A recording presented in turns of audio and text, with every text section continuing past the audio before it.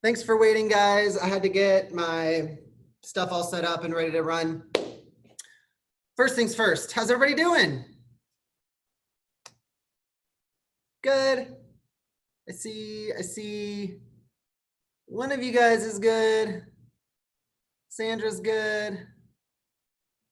Okay, so you guys who are signed in that have phone numbers, I need you guys to make sure you put your names in so that I can make sure you get credit. I don't know who phone number ending in 5715. I've got a phone number ending in 1301. I got to have your names, you guys. If you want to get credit for being here, I got to have your name.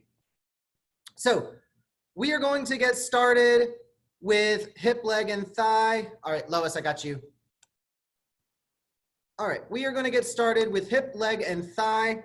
So you guys are going to need your trail guide. We are going to be on page 274. Looks like this. You can find this one really easily if you look at the color-coded tabs. It is the very first page of the blue tab down at the bottom. One more thing before we get started. The trail guide has beautiful illustrations. And the slides that I have obviously go along with the trail guide. It's the same artwork. This is not censored, and I'm very sorry about it, but this is what we're going to be looking at. So moving on to the next page, we're going to be looking at a topographical view. So what is it that you can see when you look at the hip leg region? So we can see the rectus abdominis muscle, right? The ab muscle. Those are those nice parallel bellies of the washboard abs. You can see the crest of the hip, the iliac crest, right around here. It's the hip bone. You can feel kind of a upside down U-shaped ridge of bone along the hip. We can also palpate the ASIS. It's a prominent bony landmark. This is the large bony bump sitting right on the sides of your hips. Let me turn my camera down. It's going to be right about here. You'll feel a very prominent bony bump on the sides of your hips. That is the ASIS. The inguinal ligament runs from the ASIS down to the pubic symphysis. So it is that ligament that gives you that nice V-shaped cut right over your hip region. Rectus femoris, one of your larger quadricep muscles. Patella, your kneecap. We can see the pubic crest. Now the pubic crest is a region of bone, so this is going to be on the skeleton, but when we flesh everything out, the pubic crest is found just deep to the pubic hair. We have the gluteus medius muscle. We can see this kind of triangular shaped region on the lateral side of the hip. Greater trochanter, a very prominent bony landmark on the femur. This is one that you can easily find on yourselves. You kind of put your hand on the side of your hip, and then you cock your hip out all sassy like, and now feel in a circle. Your fingers will kind of hone in on a prominent bony bump right in the center of the lateral side of the hip. If you're wearing blue jeans like me, it's going to be right around where all your pockets kind of come together. Next up, we have the muscle group, the adductor. Oh, let me fix my camera, sorry. We have the muscle group, the adductors. The adductor group is named based on the action that they all assist with, which is adduction. So these muscles here on the medial side of the thigh bring both legs in towards the midline.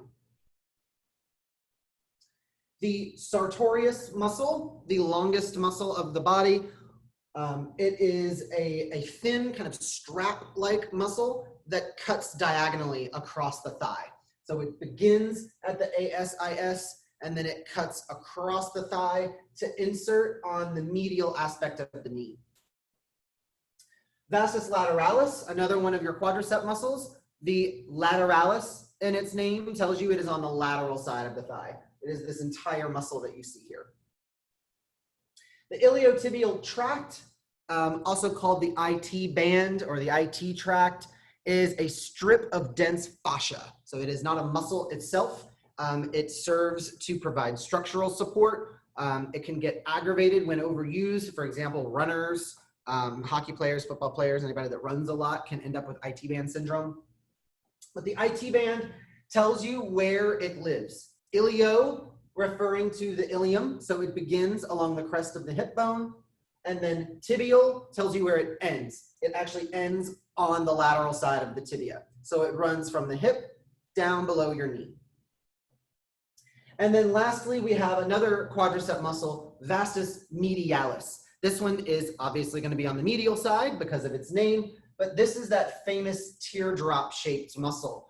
A lot of you guys pointed that out on your bodybuilder projects. It's a beautiful specimen when it's developed, but it's that teardrop shaped muscle on the medial side of the thigh.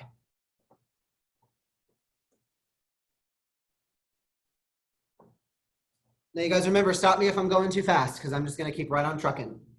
This lecture is being recorded and it will be posted to MindTap as usual. Looking at the posterior view, starting at the top, we see the erector spinae muscles. These are these two kind of columns of muscle on either side of the spine. The posterior superior iliac spine, or PSIS, if you guys have spent any time at the beach, I know not lately, but if you guys have spent any time at the beach, the PSIS shows up on the skin as two little dimples. So those little lower back dimples that stick up right above your bathing suit line, PSIS, posterior superior iliac spine. The sacrum, that triangular shaped bone with lots of holes in it, kind of is the keystone that holds your whole pelvic girdle together. Sits right here. You can see kind of the outline of the triangular shape of the bone.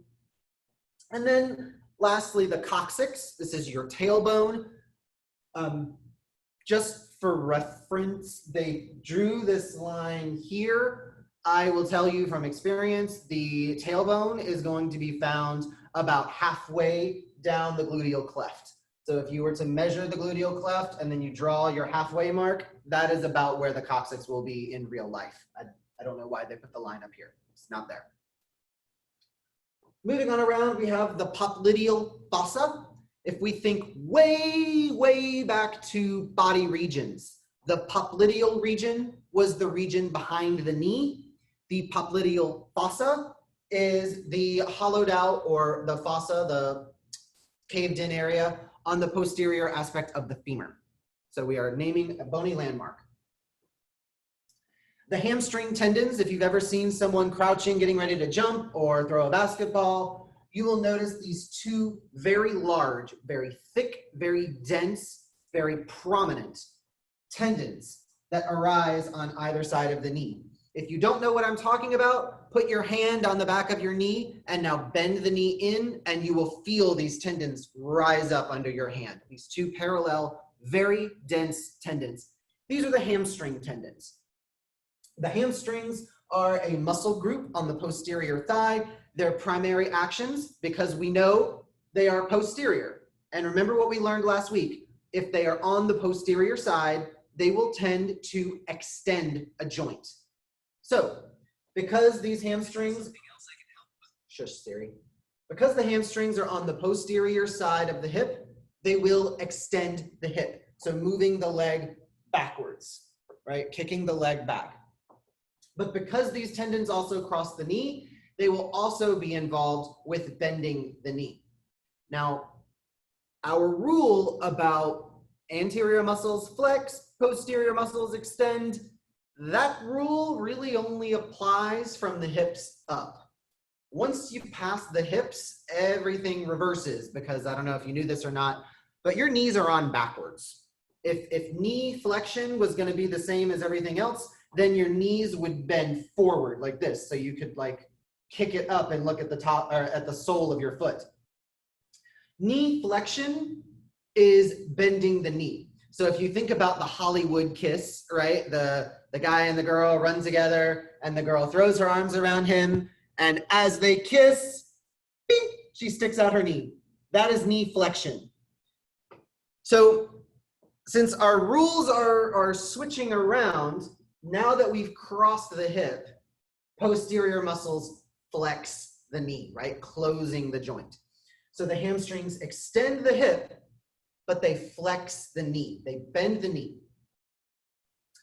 We have the gluteal fold. The gluteal fold is this line of tissue where the gluteal muscles overhang just slightly over the tissue of the hamstring muscles. And then we have the gluteal cleft. A cleft is a sharp division. So we are looking at the division between the left and right gluteal muscles. The largest muscle in this group is going to be gluteus maximus. This is the most massive muscle in your body. Now, when I say massive, what I mean is this is the muscle that has the most mass.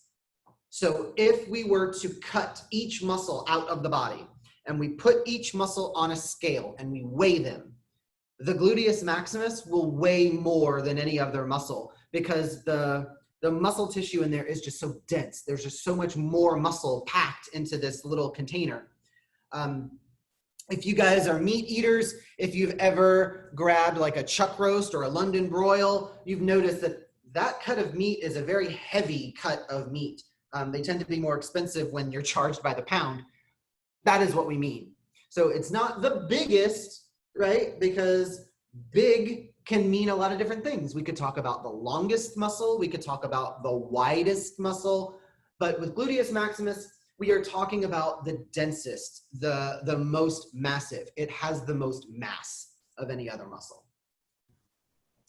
Sorry, I have a question. Yes. In the massage prep, I have a question that they say is the largest muscle of the body is considered the largest muscle of the body or not? Well, again, it's a tricky way of wording it because large, we got to qualify that. What do we mean by large?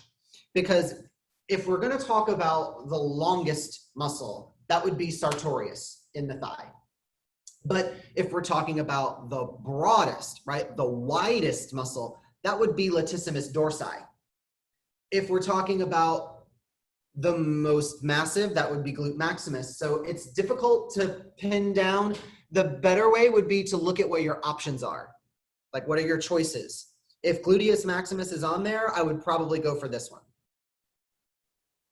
Because comparatively, sartorius is long, but it's very thin, right? It's shaped more like a ribbon. I wouldn't say that a long ribbon is a very large object. Even though it may be very long, it's not a very big object. Same story with latissimus dorsi. It is very wide, but it's very flat top to bottom. So if you were just walking past me on the street and you said, hey, dude with the long hair, what's the biggest muscle in the body? I would probably say gluteus maximus. Just throwing out an answer. But largest has to be qualified. That you can't just say largest. You gotta be more specific. But if you were to just throw a question out and pin me down and I have to give you an answer, I would say this is the largest because it is big. It is big. Good question. And then the last landmark that we can see is, again, the iliac crest. It's the same iliac crest that we saw on the front. It just runs all the way across the hip to the back. So you can visualize this landmark on both sides. Now, the next thing we have in our books are the palpation trails. I'm gonna breeze over those.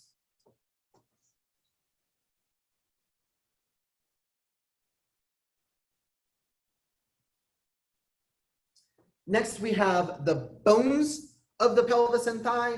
You guys, we have done skeletal system. We know what a sacrum is. We know what a femur is, right? We're good on that stuff. So I'm going to skip over these as well. We're going to move on to page 279.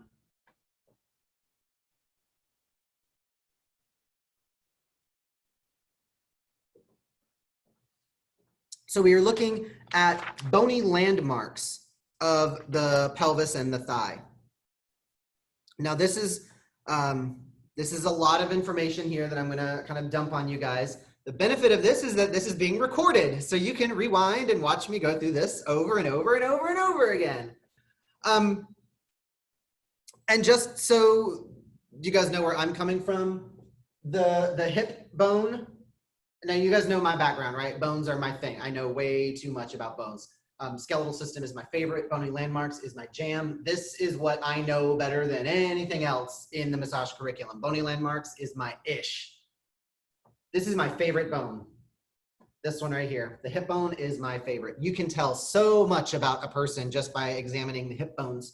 The only thing that I can't tell about a person from a hip bone is their race. But I can tell if you're a boy or a girl. I can tell if you are tall or short. I can tell what kind of activities you did for a living. I mean, so much information can be gleaned just from one hip bone. But when you're looking at a hip bone, a lot of times it's hard to look at because, you know, all these labels, there's a lot of landmarks on this one bone. So let's start with the general pelvis. So when we say pelvis, I want you guys to understand, it's like saying skull. There is no one bone that is the skull, right? So this is not a pelvis. This bone is not the pelvis. The pelvis is the whole construction, everything put together. That is the pelvis, right? If you take one bone out of the skull, you don't have a skull anymore. You have a partial skull. If you take any one of these bones out, you don't have a pelvis. The pelvis is the whole thing. You need 4 bones to make a pelvis. 2 hip bones, a left one and a right one, a sacrum, and the coccyx, the tailbone. 4 bones equals 1 pelvis. Starting at the top, we see the lumbar vertebrae. This would be L4 and L5. We have the umbilicus, that's the belly button. I know they just drew that, I guess, for style. I don't know. That's the umbilicus is the belly button. Now the iliac crest. This is the landmark that we feel along the side of your hip. This is the bony ridge that marks the superior aspect of this bone. And then on the medial surface, on the inside of these bones, we have the iliac fossa. Iliac refers to the ilium, which is this entire broad wing-shaped portion of bone.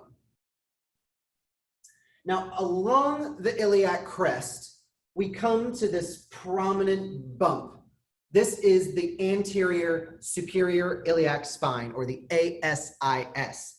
This is the one you can feel on the front side of your hips. Right around here, you'll feel 2 prominent bony bumps, ASIS.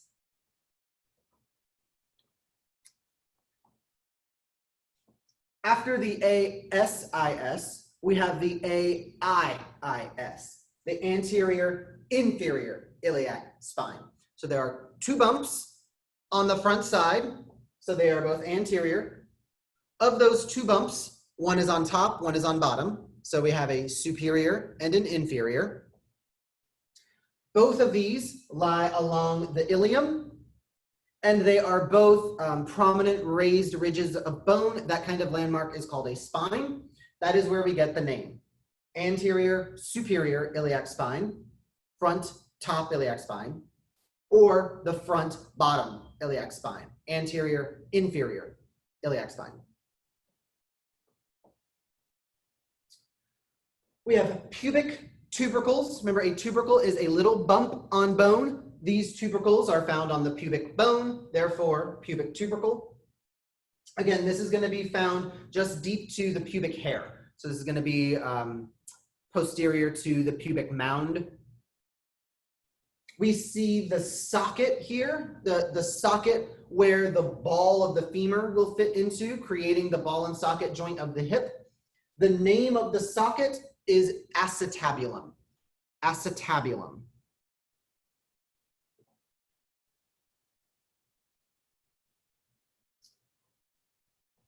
Along the upper portion of the pubic bone, we have a nice, smooth, flat area.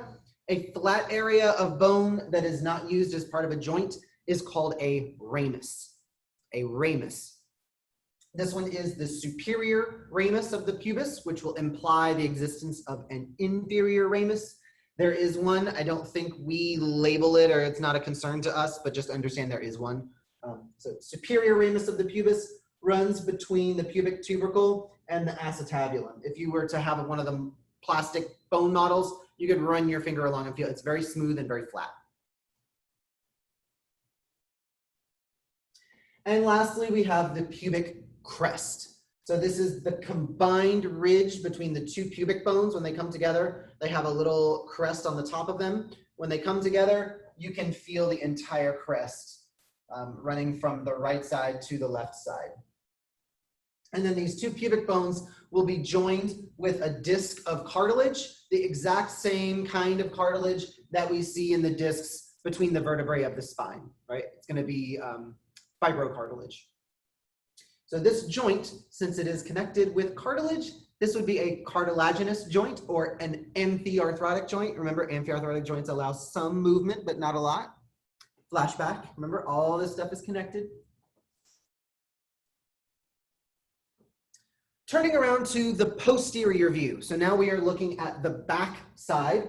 We see the fifth lumbar vertebra, L5.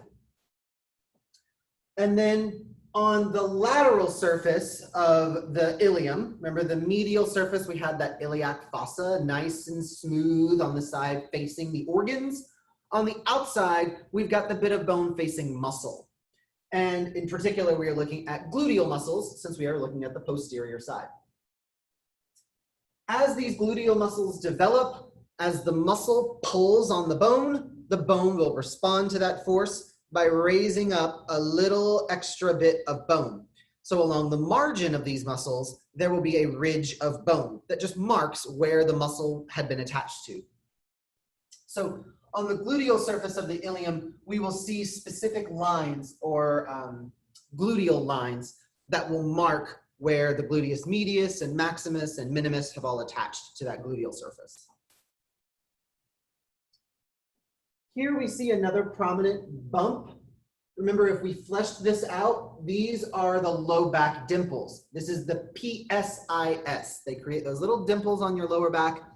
The posterior superior iliac spine. Exact same layout as we had for the ASIS. Now we have two dimples, right? Two prominent bumps of bone on the posterior side, and there are two of them. One sits on top, one sits on bottom. We name them exactly the same way that we did on the other side.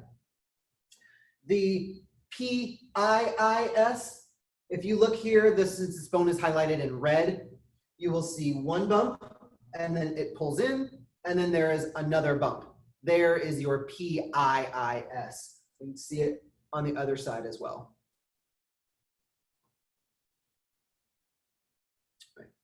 Lateral sacral crest, don't worry about that. Intertrochanteric, don't worry about that. Obturator foramen, now this is an important one. The obturator foramen is the natural hole that occurs in your hip bones. So when we look at these hips, we see we have two very large, just empty holes. The word obturator, if I'm not much mistaken, comes from a Latin word which simply means an opening. I'm flipping through my book I want to double check myself real quick.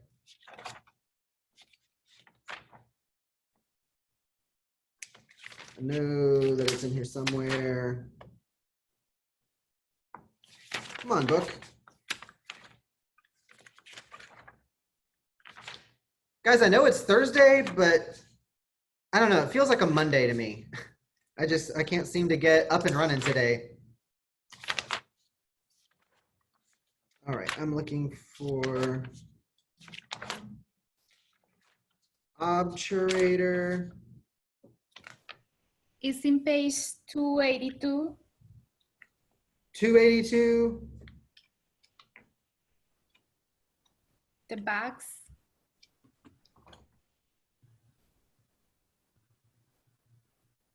Oh, yeah. I'm looking for the meaning of the word obturator. I just found it on page 328. It means obstructor, like to obstruct. When the body is all fleshed out and everything's where it's supposed to be, this isn't just a big opening. There is a thin layer of tissue that actually closes it, and then you have muscles that attach on both sides of that opening. you know what? I'm going off on a tangent. Let me get back on topic. The obturator foramen is the natural hole that occurs in the hip bone. It is also the largest foramen in the body. So as far as bony holes go, it doesn't get any bigger than this one. We can also see the coccyx, your tailbone. And this one looks like it is put a little more in anatomical position where it should be. Ischial tuberosity. This is a really important one. On the posterior side of the hip bone, we have the ischium. This is U-shaped portion of bone. The pubis is on the front, the ischium is more towards the back, and then the ilium is this wing portion along the top. The ischial tuberosity is the roughened area. This is where your hamstring muscles attach to. But if you guys have ever had to sit through a pep rally in high school on those really hard, uncomfortable bleachers and like your butt bones start to hurt after sitting there for too long, that is your ischial tuberosity. These are your sits bones because you sits on them. Shaft of the femur, self-explanatory enough. Adductor tubercle. This is a muscle where, again, your adductor muscles will attach to. The muscles on the medial side of the thigh, they bring the legs into adduction. They are attached to this tubercle on the distal medial aspect of the femur. We have the condyles of the femur, which, let me scroll just a little bit so we can see. This classic bone shape, right, with the shaft of the bone with the two swollen ends, right, your classic like dog bone, pirate bone shape. These lumps are called the condyles of the femur. We would specify them using terms like medial and lateral. So we have the medial condyle, the lateral condyle. Right. We got the femur. We have the linea aspera. This is a line created by the bellies of your hamstring muscles that are adhering along the shaft. The lips of the linea aspera, if you look closely, there are two of them running parallel to each other. We have the medial lip and the lateral lip of the linea aspera. The lesser trochanter and the greater trochanter. So in terms of bony bumps, right, we generally classify three types of bumps on bone. The smallest are the tubercles. It literally means a swelling. Tubercles are going to be small bumps on a bone. A tuberosity is more of the rough area of bone. Think of it as a city of tubercles. There's a lot of them. It's really bumpy, really rough feeling. It's not so much of a bump as it is more of just a rough area of bone. When I say rough, I mean like sandpaper, right? It's got a grit to it. There's a lot of texture there. The largest of the bumps are trochanters, but trochanters only ever happen on the femur. This is the only bone where we see anything called trochanter. We have two per femur. There is a larger one and a smaller one, so appropriately we named them the greater trochanter and the lesser trochanter. The greater trochanter is easily palpated. This is the one, again, you put your hand on the side of your hip, right on the lateral side, then you cock your hip out all sassy-like, and move your fingers in a circular pattern. They will hone in on where this bony bump is. It is very prominent. It is very easy to feel. The lesser trochanter is a little more difficult. Only the very, very thinnest people will be able to palpate this bony landmark. And I mean, you got to have thighs like this big around. As far as bony bumps go, it's pretty big, but it's deep to all of this muscle tissue. So it's very difficult to actually feel. And if you're gifted with large thighs, it's going to be even more difficult. The more tissue between you and that landmark, the harder it is going to be to palpate. The greater trochanter, very easy to find. So we have the greater and lesser trochanters. Next, we have the edge of the sacrum. Then we have the medial sacral crest. The medial sacral crest is this row of bumps, very prominent bumps, running in a vertical line right along the midline of the sacrum.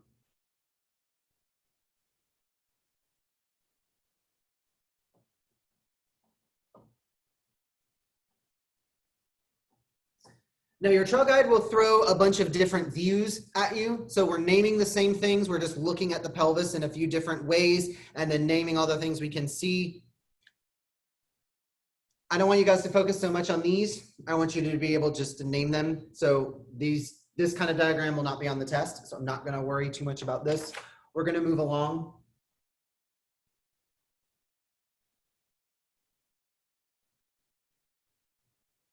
Now here, we see, again, we're looking at the medial view.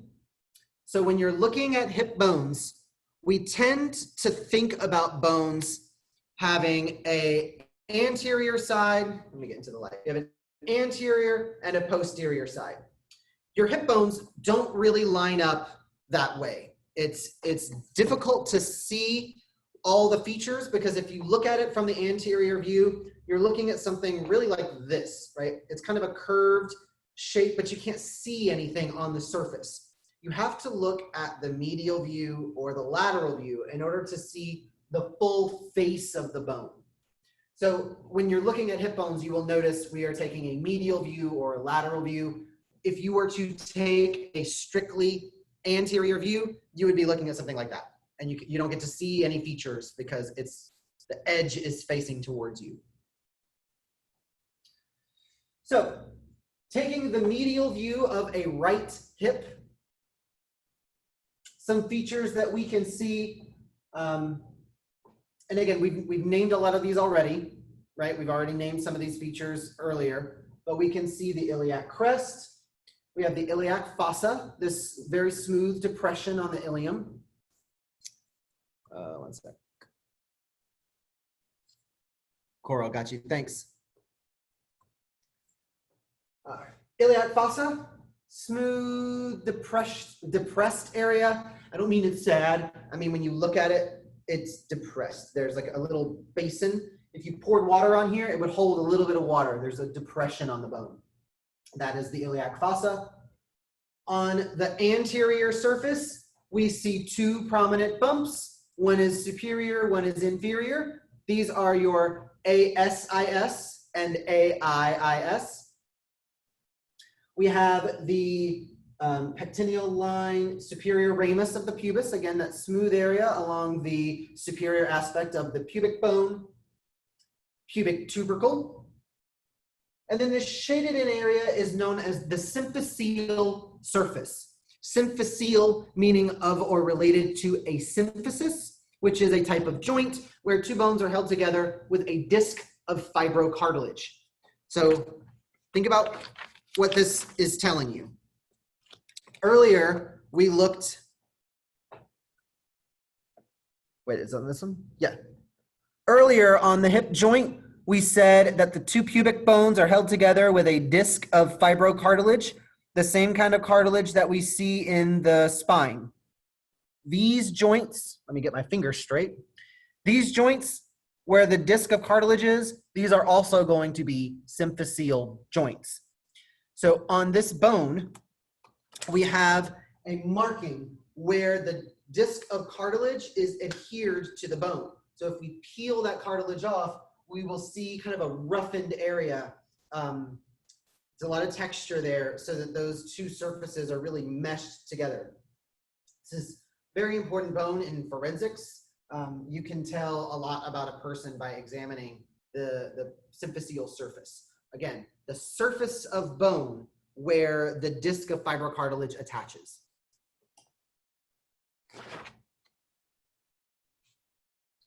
Moving on around, we have the inferior ramus of the pubis. I promised you there would be one, so it's going to be down here. Next, we have the, where is it? R, where are they saying? Ramus of the ischium. So a smooth area of bone along the ischium. Again, the anterior portion is the pubis. The posterior, more U-shaped portion is the ischium. This is your sits bones where you sit on. And then up here, this broad kind of wing-like portion is the ilium. Next, we have the ischial tuberosity. This is where your hamstring muscles attach to. The obturator foramen, again, largest foramen in the body.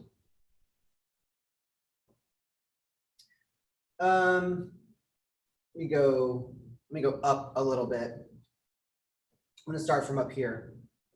As we name things, it makes more sense to go down this way because you're kind of working backwards. So starting up here, we have two prominent bumps, just like we had on the front. These are along the iliac spine. There is a superior and an inferior. Since these are both posterior, we have the PSIS, posterior superior iliac spine, and then the PIIS, posterior inferior iliac spine. Here we have the surface where the sacrum will attach, so the articular surface, the joint surface for the sacrum. Now, the next thing we look at is this big carved out piece of bone. It kind of looks like the bone should continue down, but we have this piece that's been carved out. This is known as the greater sciatic notch. With a name like greater sciatic notch, let's break this down.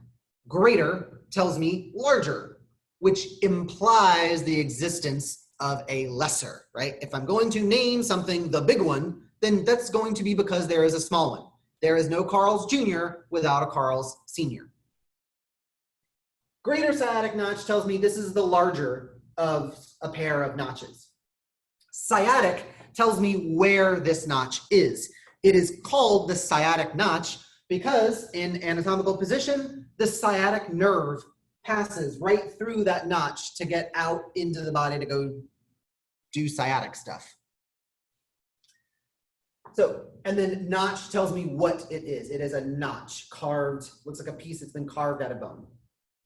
So with a greater sciatic notch, the next thing we have is this little projection of bone here. This is the ischial spine. Again, spine being a raised ridge of bone. This particular spine is on the ischium, ischial spine. Next, if you look closely, we have another carved out little piece of bone, a smaller notch. Lesser sciatic notch. Lesser sciatic notch. And then next we're back to obturator foramen, and we're back full circle.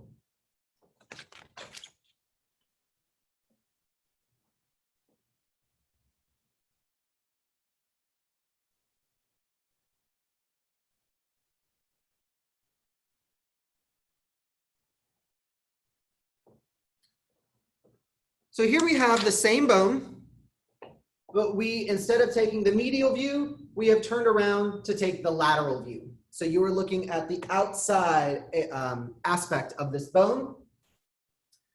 We are looking at the lateral view of a right hip. Now it's important that you pay attention to these captions. You need to understand what it is that you are looking at. Lateral view of a right hip. This is my right side. You guys are looking at a hip bone just like this. If I ripped the hip bone out and put it straight on the camera, that is what you would see. So here is our anterior surface. This is the front of the body. This would be the back of the body. Okay. Right along the surface here, we see a faint line. Remember, we talked about those gluteal lines, the raised ridge of bone left by the contraction of the gluteal muscles. Gluteal muscles are used every time you walk or sit or stand, so we get very prominent ridges that outline where that muscle attached. This one is known as the anterior gluteal line. Anterior gluteal line. With a name like anterior, we are implying the existence of a posterior. The posterior gluteal line is right here. So this is where your gluteus medius attaches, and then here is where gluteus maximus will attach. We have two prominent bumps here. If you've been paying attention, we should be able to name these already. PSIS, PIIS. Then again, greater sciatic notch. Next is the ischial spine, and then we have the lesser sciatic notch. Obturator foramen. Ischial tuberosity. The roughened area where your hamstrings attach. This is your sits bone. This whole region right here, there is your sits bones. We swing around to the top. K is showing us the iliac crest. Again, that raised rim of bone running all the way across.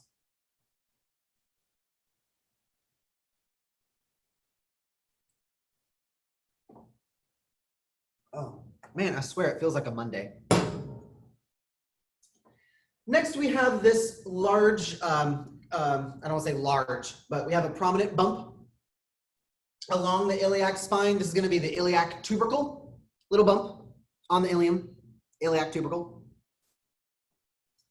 Here we see another two bumps sitting on the anterior surface. So if we have been paying attention, ASIS, AIIS. Oh, here we have the superior ramus of the pubis, nice smooth area on the top part. P is the pubic tubercle, little bump right on the tip of the pubic bone. Q would be the inferior ramus of the pubis. So if you've got a smooth area up here, we have another smooth area down here. R denotes the acetabulum, the socket where your leg plugs into. And this is one of the features you can use very easily. If you're not sure what side of the bone you're looking at, or you don't have a caption that tells you which way is up, or what exactly is it you're looking at, the socket for your head of the femur, the acetabulum, is always going to be on the lateral side. Always. If we flip back to this picture, do you see how the femur plugs in from the lateral side? So the medial side of the bone will face the sacrum. The lateral side of the, I can't get my fingers straight, sorry. The lateral side of the bone will face the femur. So if you are looking at a hip bone and you see the socket, you are looking at the lateral side.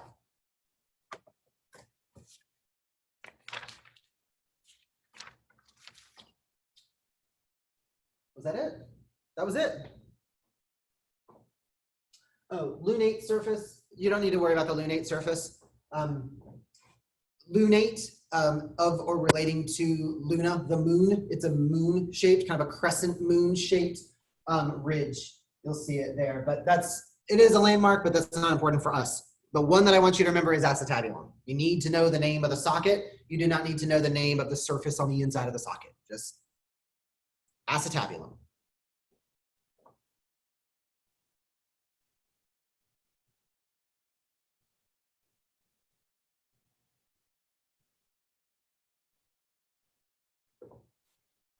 Okay, any questions so far before we move along? Any questions?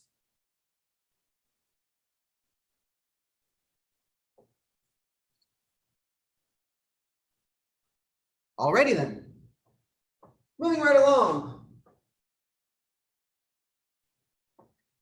Next, we take a look at the femur. The femur is the largest bone in the body. This is a very large bone. It is about the length of your thigh. So you go from your hip down to your knee. For me, that's going to be about that long. It's a pretty long bone. It is also the strongest bone in the body. Pound for pound, this is about as strong as concrete.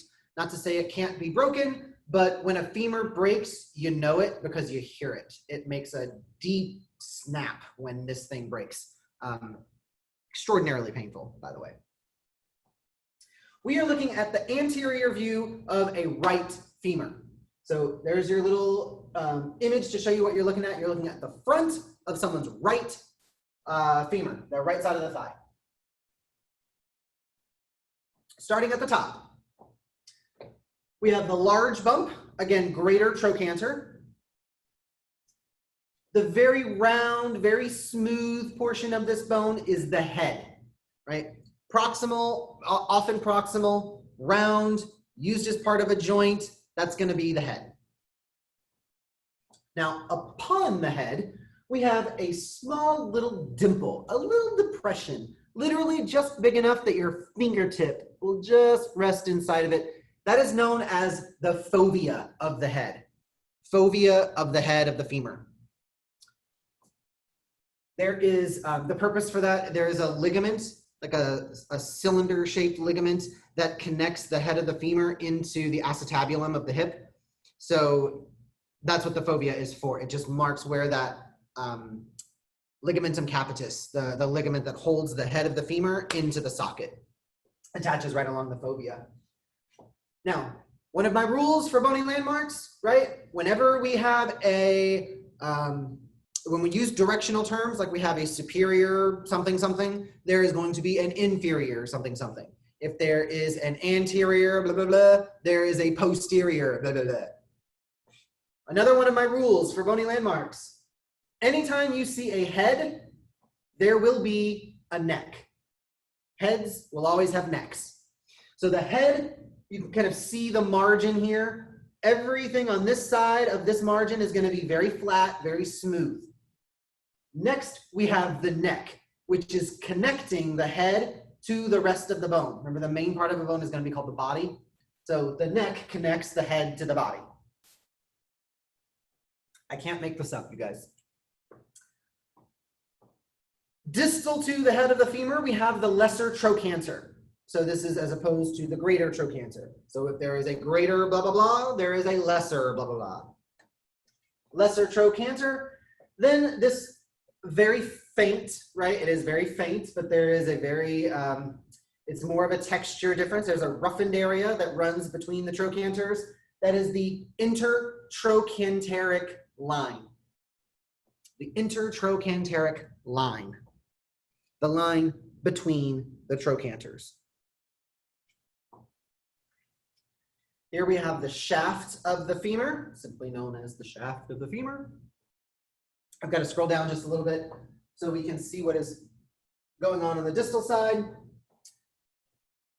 So shaft of the femur, we come into the adductor tubercle. Remember, if the adductors are adducting, they need to attach to the medial side of the bone so they can pull it into adduction. So the adductor tubercle is one of the things you can use. It is always going to be on the medial side of the bone. Right next to the medial epicondyle. The medial epicondyle is the roughened area along the surface where muscles will attach to, but the entire swelling of bone itself is the medial condyle. This prefix epi means upon. So you have the condyle, and then you have the epicondyle, upon the condyle. Medial epicondyle, medial condyle. Here we have a flattened area of bone between the condyles. This is where the patella will rest, your kneecap. So this flattened surface where the patella sits, patellar surface. I love medical terminology. Just like we had over here, we copy and paste on the other side. We are on the lateral aspect now. So we have the lateral epicondyle, this little bump, kind of a roughened spot here, and then the lateral condyle, this entire swelling of bone.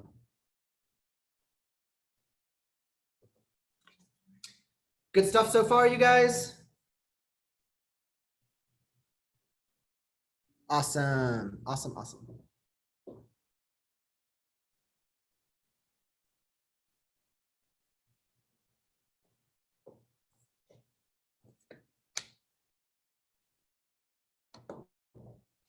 All right.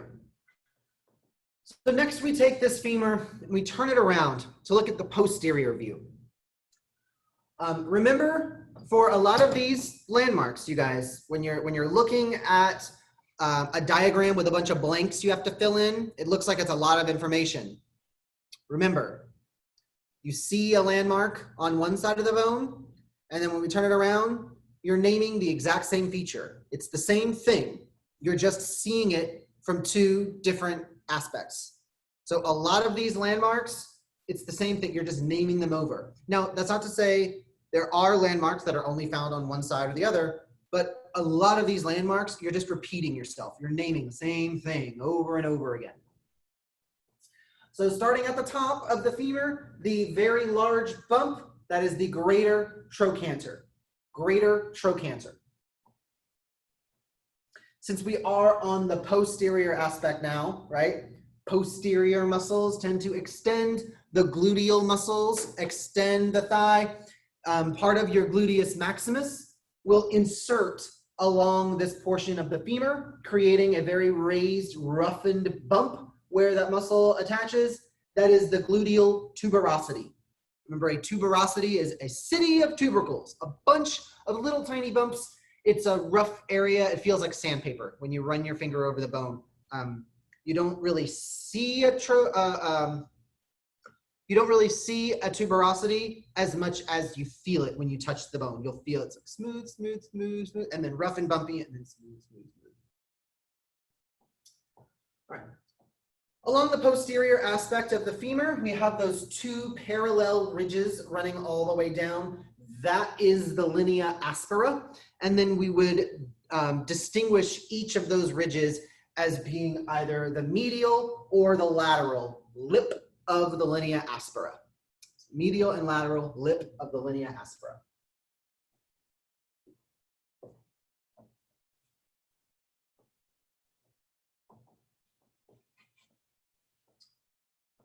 Lateral supracondylar line, not important. Not important. Next, we have the intercondylar fossa. Now, guys, let these words guide you. The name is cluing you in. Intercondylar fossa. It is a fossa, a depression between the condyles. So if we look at the posterior femur, we see the medial and the lateral condyles.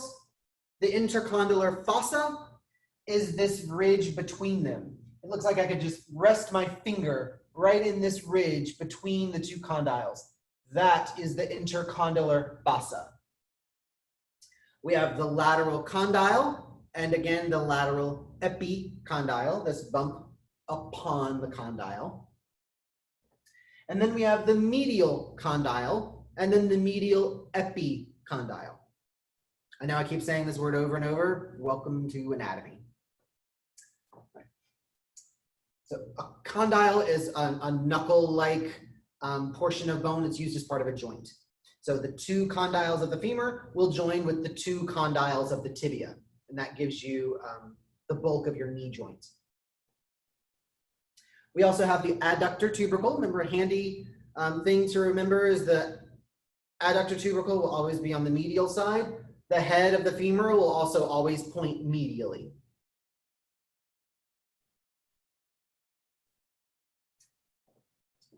Medial supracondylar line, that's not important. The supracondylar line's not important.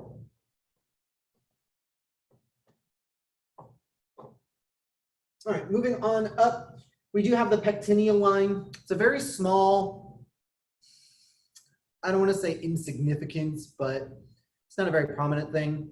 But there's a little line of bone coming down where your pectineus muscle attaches. That is how it got its name, the pectineal line. The pectineus muscle uses that as an insertion point. Then we have the lesser trochanter. The lesser trochanter. Now on the anterior view, when we were looking at the front, we had the intertrochanteric line, a very faint line of bone running between the trochanters. We have something similar on the posterior side, but this one is much more prominent. The more prominent the line is, we're going to switch its name to a crest. Here we have the intertrochanteric crest, literally the crest between the trochanters. When I say this crest is more prominent, I mean it is big, and if you had the bone in your hands, you could rest your finger easily on that crest. Like there is a place for your finger to sit on this raised rim of bone running from the greater to the lesser trochanters. Next, we have the neck of the femur, this connecting piece of bone that is connecting the head to the body, the rest of the bone. There we go. Again with the next one, the head of the femur. The last one we are going to look at is a little tricky because of the way this is drawn. The trochanteric fossa, it's pointing right here. I just want to clarify. It is a depression that goes in like this, right? There's a depression like this on this side of the greater trochanter. It's only about the size of the tip of your finger. So if you were to hold this bone, you wrap your finger over the greater trochanter, you stick your finger in on the medial surface, there is a very little depression, just enough for your little fingertip to rest inside of. That is the trochanteric fossa. It is not upon the neck, it is upon the trochanter, right? On the medial side of the trochanter. So the trochanteric fossa, the fossa on the trochanter.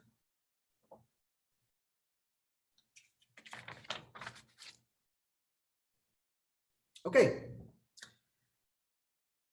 We covered a lot. I know it's a lot of terms.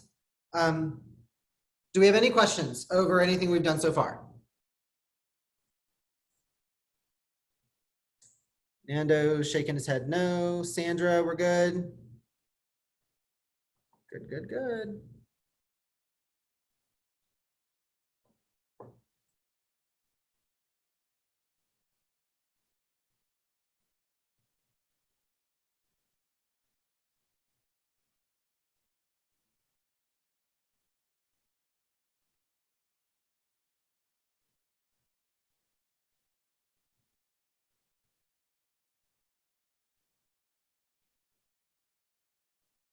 Okay.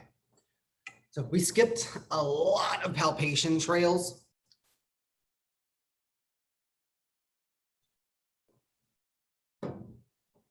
We are going to pick up in your trail guide, looking at muscles of the pelvis and thigh. We're going to be on page 296, should be page that looks like this, page 296.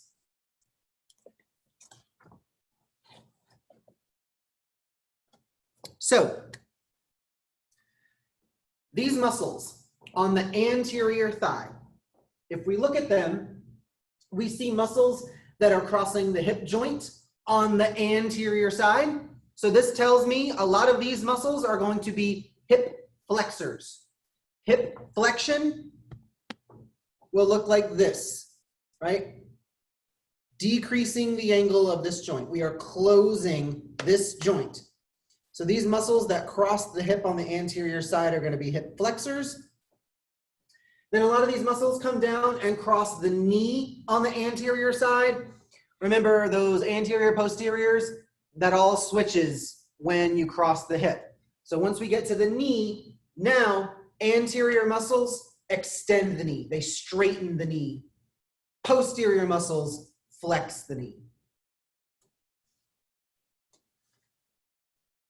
So, general actions that we will be looking at are hip flexion, knee extension. But the hip is a ball and socket joint. So we get a lot of movement, right? A wide range of motion. We will also see muscles that will do adducting, bringing the leg in towards the midline. And on the lateral side, we will see muscles that abduct the hip, that move the leg away from the midline. All right. Now here again, we have like kind of the overview. We're going to drill a little deeper. Here we have the posterior view. So again, muscles crossing the hip on the posterior side. These guys will be extending the hip, right? Moving the leg backwards, which is really useful when walking or running or sitting. Right? So when you go from a seated position with the hips flexed and then you stand up, that is hip extension. So these are the muscles to be involved. A lot of these muscles will come down and cross the knee joint. So crossing the knee joint on the posterior side, these are going to be knee flexors, bending the knee. And then same thing, you'll have adductors on the medial side, abductors on the lateral side.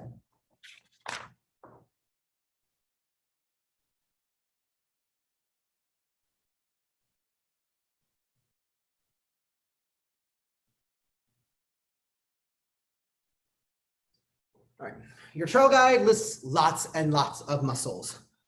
We do not need to know every muscle, right? Massage therapists are never gonna have a client that comes to you and is like, my levator ani muscle is out. No, it's gonna be major muscles. So those are the really the ones we're gonna focus on. I don't want you to spend too much time getting in the weeds. We need to stay focused. There's a lot of material and not all of it is relevant to us. So we are going to move ahead.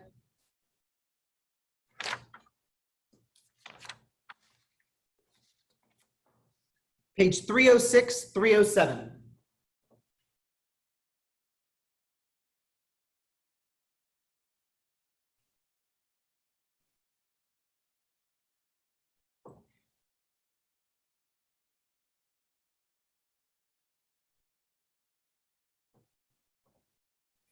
All right, the first group of muscles we are going to look at is the quadriceps femoris group, also known as your quads.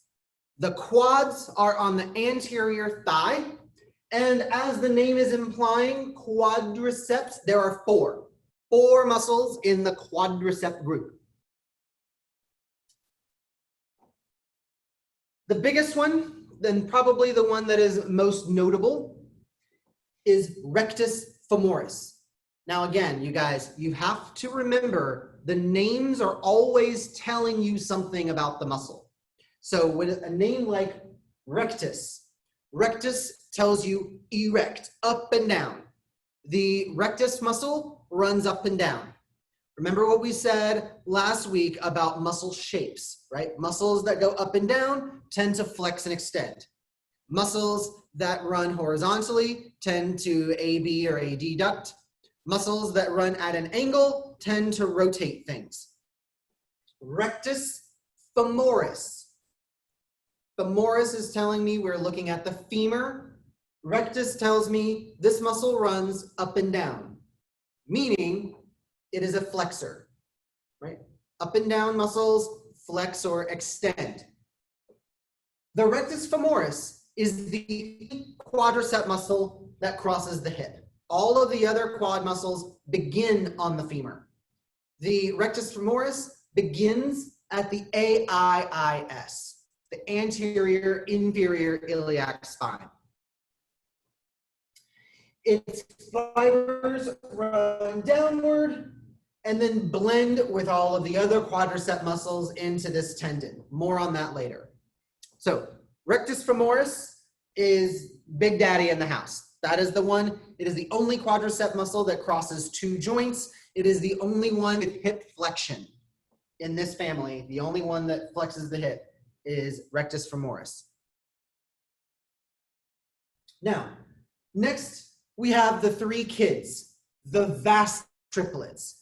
Vastus, like vast, these are very broad, wide muscles, and we subname them based on their position. So if you had three kids and you like triplets and you named your triplets first, second, third, this is kind of what we did. We had vastus lateralis on the lateral side. The entire lateral side of your thigh is the vastus lateralis muscle. It's very big. We have vastus medialis on the medial side. This is the famous teardrop-shaped muscle on the inner thigh, always well developed on bodybuilders. And now, if I were to take out my anatomy scissors and I cut rectus femoris and peel it down deep to it, I see vastus intermedius. Intermedius is intermediate or between the medialis and the lateralis. This one, again, all four quadricep muscles, all four of them become the same tendon. This is why they are part of the same family. They come from the same home. They come from the same tendon. Vastus intermedius will attach on the anterior side of the greater trochanter of the femur, so right on the anterior side. Now, as we said, all 4 quadricep muscles will become the same tendon. It is called the quadriceps tendon. But embedded within this tendon is the patella, your kneecap. Now this is where things get a little interesting.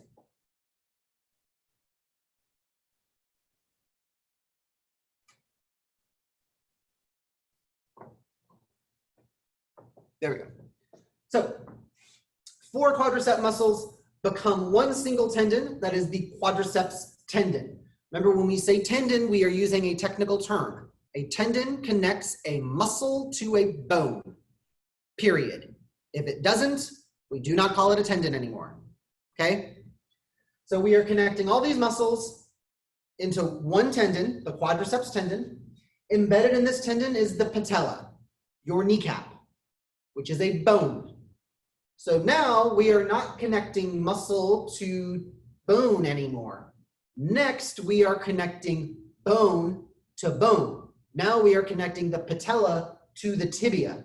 So we can't call it the quadriceps tendon anymore. Now it is a ligament connecting bone to bone.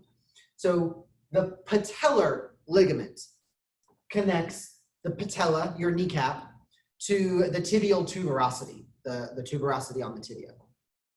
If you've ever gone to the doctor and they do the famous reflex test where you sit on the bed and he takes out that hammer and he hammers your knee and your knee jerks, where he is hitting your knee is on the patellar ligaments. That is where this thing is. And here we just see kind of a cut view, all 4 quadricep muscles coming down. You can see the cut ends of those muscles all blending to become the quadriceps tendon.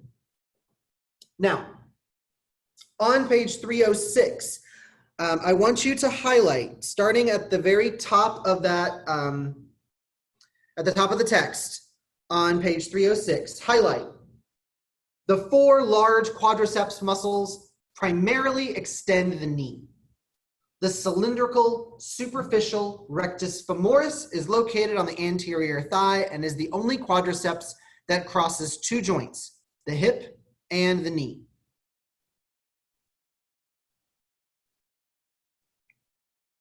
That is all I have for you to highlight, except for a couple of things regarding their action and origins. I need you to know your quadricep muscles extend the knee and flex the hip, but hip flexion is only rectus femoris. That is the only muscle that moves the hip, because it's the only when I say only muscle, only quadricep muscle. It is the only quadricep muscle that flexes the hip because it's the only one that crosses the hip. All of the others start on the femur. All of your quadricep muscles extend the knee. All of them together will straighten your knee.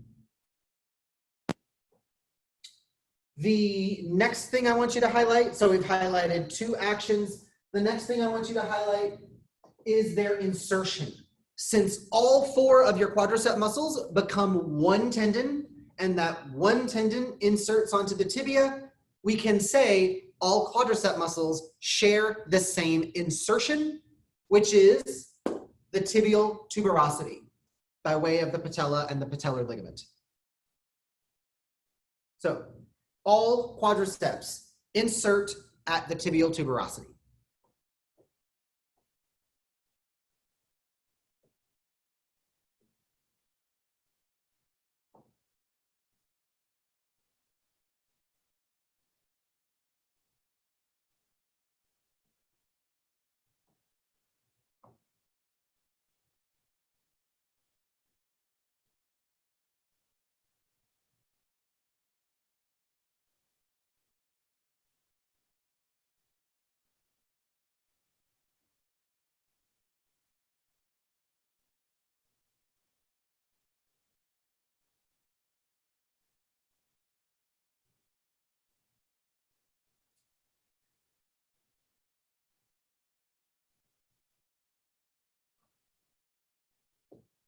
All right. The next group of muscles we're going to look at are the hamstrings. So now we are looking at the posterior side of the thigh. Your hamstrings are a group of muscles, 3 muscles to be precise. So we had 4 quads, we have 3 hamstrings. The hamstring muscles all share a common origin. They all begin on the same bony landmark, that is your ischial tuberosity. The ischial tuberosity.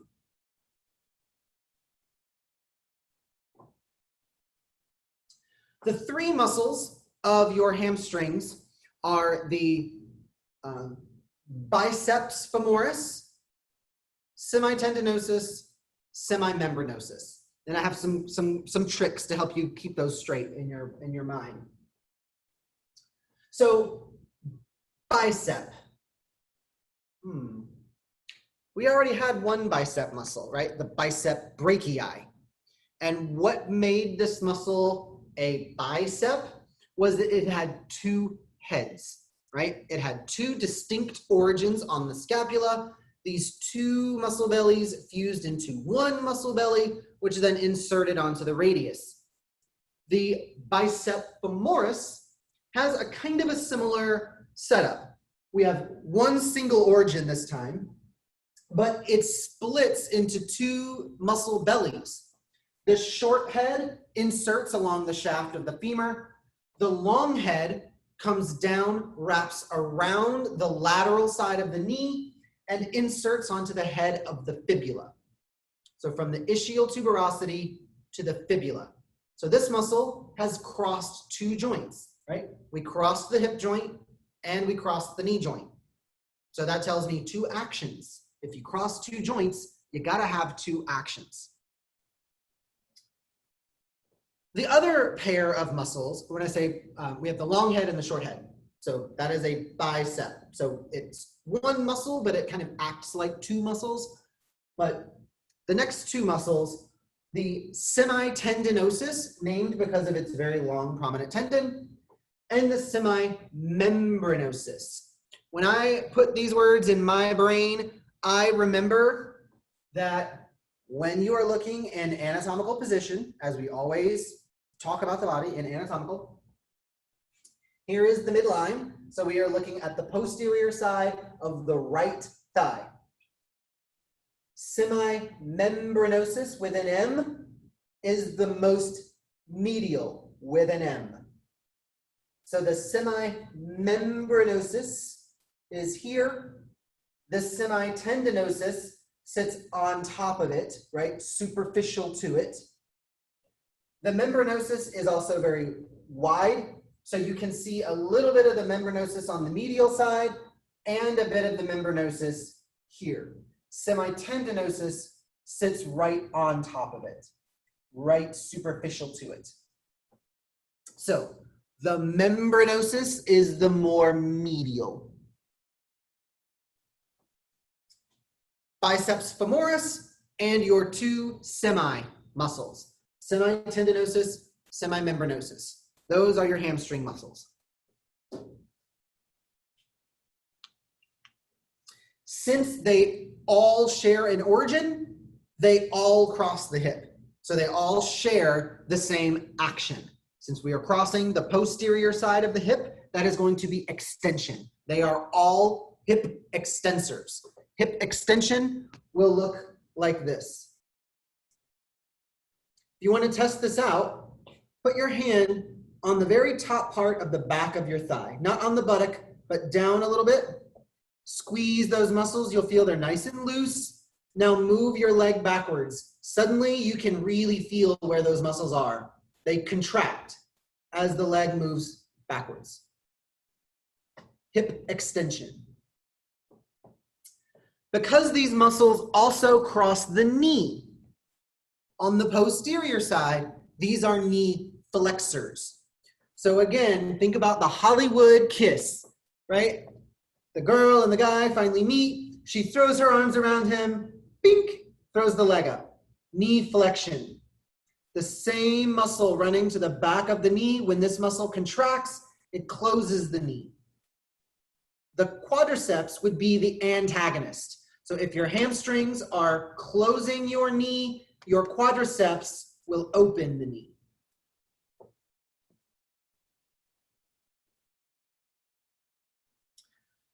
So the hamstrings are found in your trail guide on page 311. I want you to grab your highlighter. Follow me here. It says the hamstrings are located along the posterior thigh between vastus lateralis and adductor magnus. Comparatively, the hamstrings are not as massive as the quadriceps, but are nonetheless strong hip extensors and knee flexors. All three hamstrings have a common origin. Highlight this. All three hamstrings have a common origin at the ischial tuberosity. All hamstrings start on the ischial tuberosity. Pause highlighting there. Their tubular bellies extend superficially down the thigh before becoming long, thin tendons that stretch across the posterior knee. As a group, the hamstrings and their distal tendons are easily palpable. Highlight. Biceps femoris is the lateral hamstring. It has two heads, a superficial long head and a deeper, indiscernible short head. Stop highlighting there. The hamstrings include two semi-muscles. These are your semitendinosus and the semimembranosus, of which membranosus is the more medial.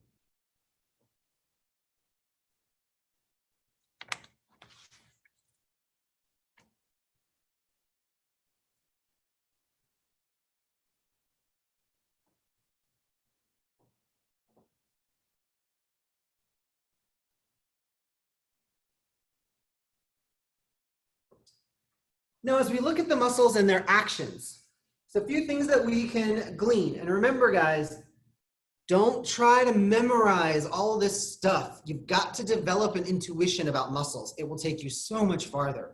If we look at bicep femoris, it starts on the ischial tuberosity, but it cuts across the femur to insert on the lateral side. On the lateral side. So it started on the medial, it ends on the lateral, which means this muscle just cut at an angle. And what did we say about muscles that cut at an angle? They rotate. Muscles that run at an oblique angle will tend to rotate things. So let's think about this. If we're starting here on the ischial tuberosity and the muscle cuts around to the lateral side of the knee, when this muscle contracts, it is going to rotate the femur laterally, okay? Think about where your foot is. I don't know if I can even get a camera on my feet down here. I can't get a camera on my foot, so we're gonna pretend my arm is my foot. Just bear with me here. When I look down at my foot, right, this is what I see. This is my right side, I'm looking at my right foot.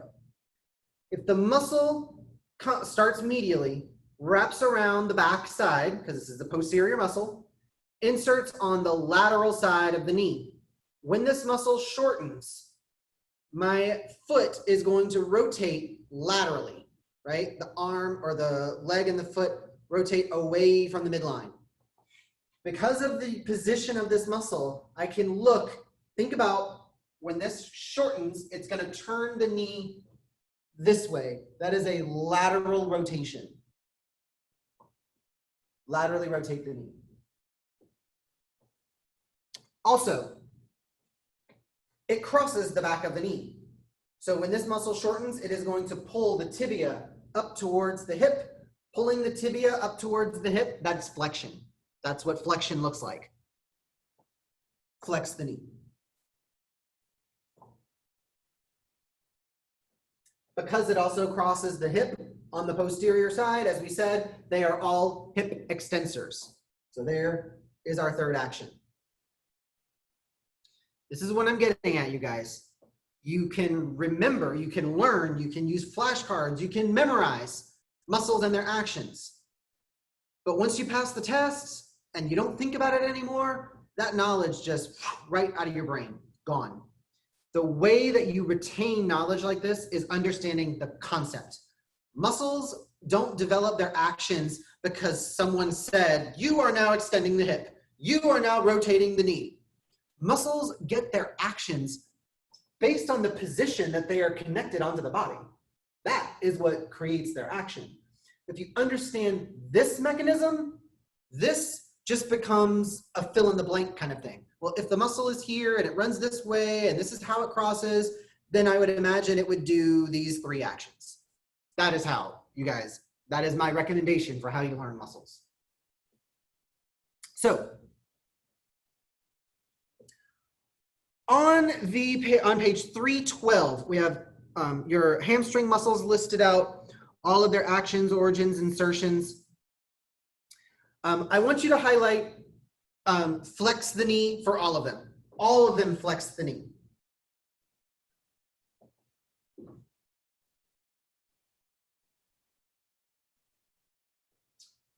Your bicep femoris creates lateral rotation, right? By pulling from the lateral side, it rotates the knee laterally. For your semi muscles, which are attaching to the medial side, if this were to contract, it would pull the leg in medially, into medial rotation. So these 2 muscles also flex the knee. They also extend the hip, but these guys, since they insert on the medial side, they medially rotate. Bicep femoris inserts on the lateral side. It is a lateral rotator.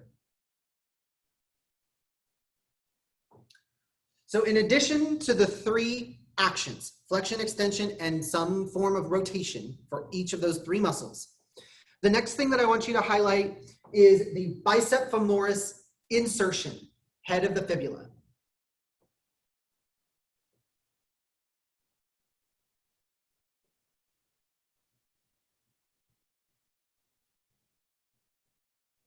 I also want you to highlight the insertion of semitendinosus. Semitendinosus inserts on the proximal medial shaft of the tibia at the pes anserinus tendon. I know that is a really weird word. I'm going to cover that eventually when we get down to the knee, but anytime multiple muscles share the same origin or the same insertion, I want a red alert bell to go off in your head. That is a fantastic test question. Whenever multiple muscles share the same insertion, like the quadriceps do, or the same origin, like the hamstrings do, or when multiple different muscles share the same insertion, as with the semitendinosus. The pes anserinus attachment site has 3 separate muscles, not related to each other, that all share that same insertion point. That is gonna be a test question, dead on it. So, moving right along.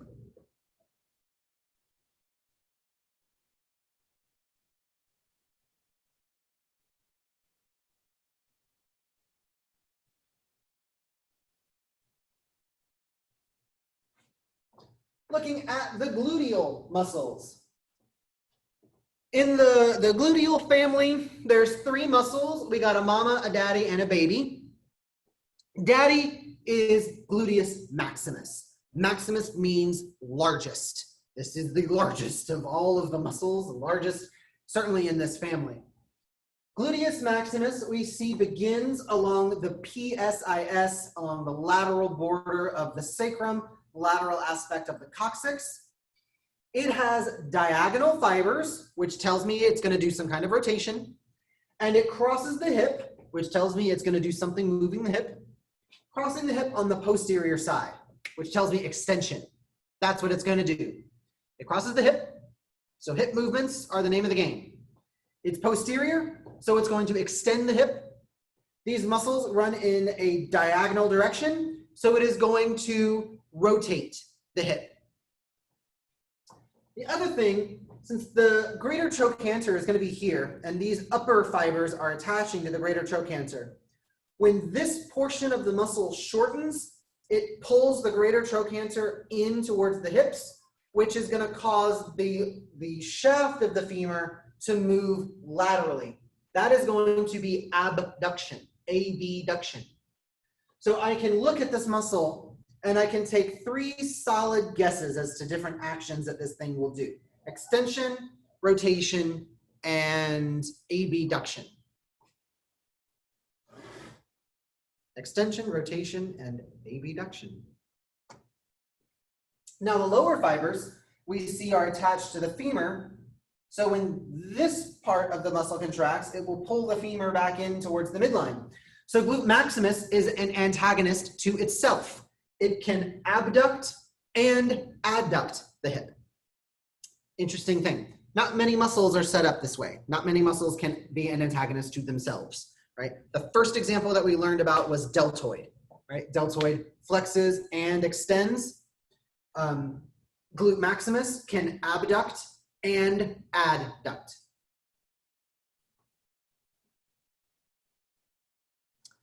So, gluteal muscles in your trail guide are on page 315. The three gluteal muscles are located in the buttock region, deep to the surrounding adipose tissue.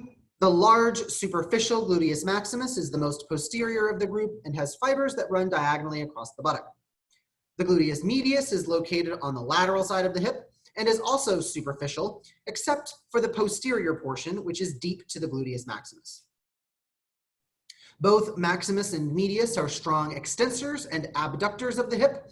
With its convergent fibers that pull the femur in multiple directions, the gluteus medius could be thought of as the deltoid of the coxal joint. Now that's the medius, not the maximus. We're going to get there.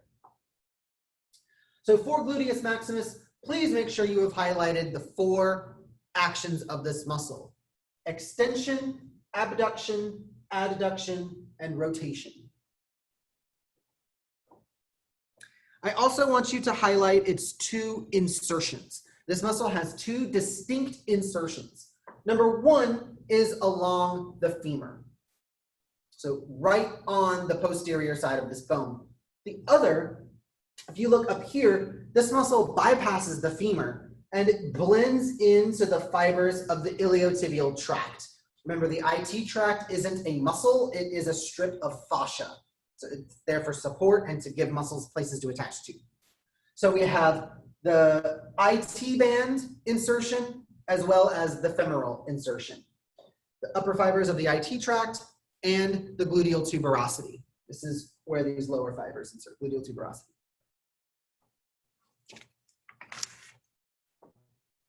Now, as we move on to look at the gluteus medius, here is something else interesting that we see. So here's the gluteus medius. We have cut gluteus maximus right off at its origin and then kind of peeled it back so we can see what's deep to it. So gluteus medius runs along the iliac crest, but we see these convergent fibers, right? It starts out broad and then they all kind of funnel into one single origin. Muscles that converge can use that broad origin. So if we fire these fibers, we can pull the bone one way. If we fire these fibers, we can pull the bone another way. So we get multiple actions when we have convergent muscles, right? We can pull the bones in different directions based on which group of fibers are doing the contracting. So if all of these fibers were to contract, they would pull the greater trochanter in, right? So by pulling the greater trochanter in towards the midline, the distal portion is then pushed out. This is abduction. Does that make sense to everybody? Right? If I have something that is attached to the top, when I bring the top in towards the midline, the bottom part turns out away from the midline. We are creating abduction. So, if we look at these twisting fibers, if we contracted this muscle, it would create, these fibers, it would create a rotation towards the midline. So the gluteus medius is a medial rotator. If this was my foot, we rotate the thigh so that the toes point in towards the midline. So both of your feet pointing in, medial rotation.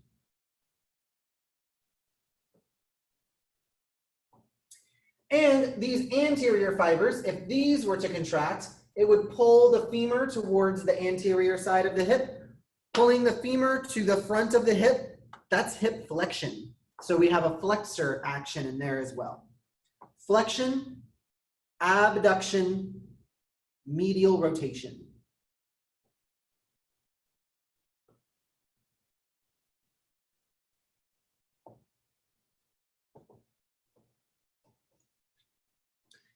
Now, as we look at the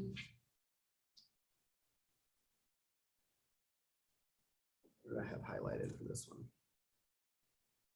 I don't have any highlights for gluteus medius, just so that you're aware. I don't have any highlights for that. So.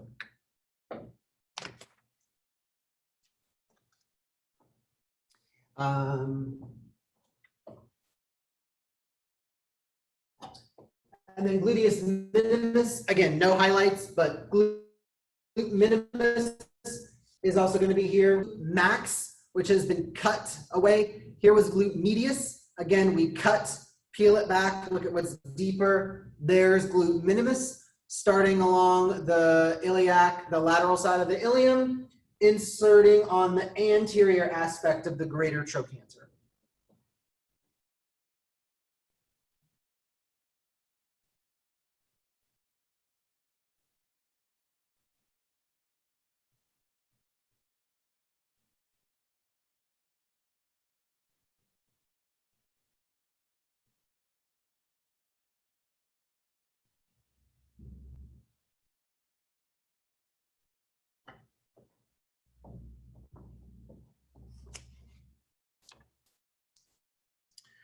All right, the next thing that I want to talk about is the adductor group. We're moving on to page 319.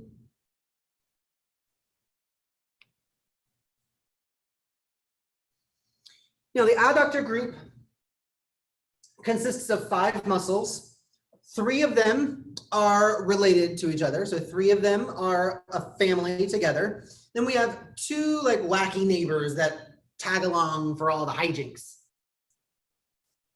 The muscles that are a family together all share the same name, adductor, right? We have adductor brevis, longus, and magnus. The short one, the long one, the big one. The additional 2 wacky neighbors are pectineus and gracilis. So the pectineus muscle begins on the pectineal line, the pubic bone, and then comes straight down and inserts on the posterior femur along the pectineal line that comes down from the lesser trochanter. But all of these muscles are going to originate somewhere on the pubic bone. So they all kind of have a common origin, somewhere on the pubic bone. What I want you to highlight for this muscle group is the first sentence at the top of page 319. The 5 adductors are located along the medial thigh between the hamstrings and the quadriceps femoris muscles. That's it. So since these muscles are crossing the hip joint, they will tend to flex. Since they are on the medial side of the thigh, as their group name implies, adductors, they will be involved in adduction. So the 2 actions that I want you guys to highlight at the top of page 319, get my slide right in the right place. There we go. They all adduct the hip, bring the hip, the femur in towards the midline. They also medially rotate the hip. And they all, except gracilis, because this is the one weirdo, they will all assist with hip flexion. So bringing your hip up towards your chest. The gracilis by itself will flex the knee. So these guys bend the hip, gracilis bends the knee. The reason gracilis has anything to do with the movements of the knee You find the right picture.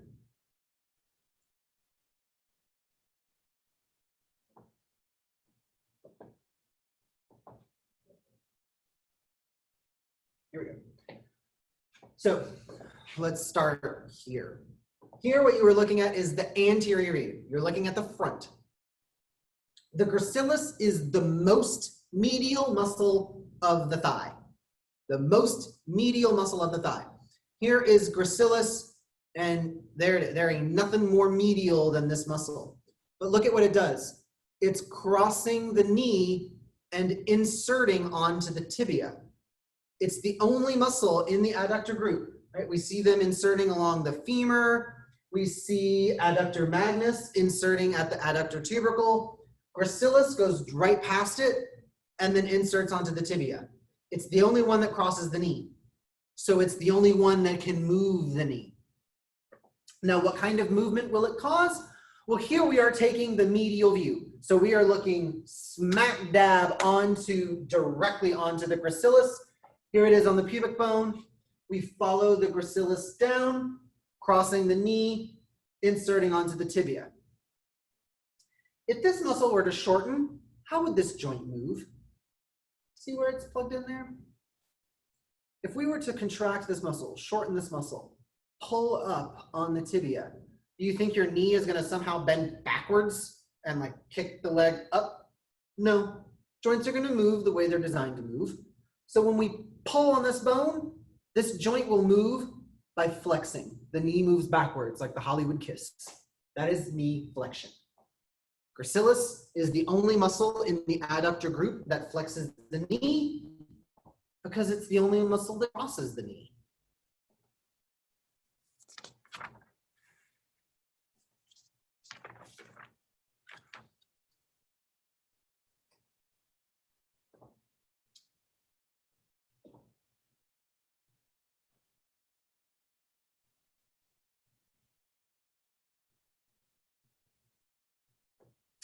So in addition to the one sentence that I had you highlight, the 5 adductors are located on the medial thigh between the hamstrings and quadricep muscles.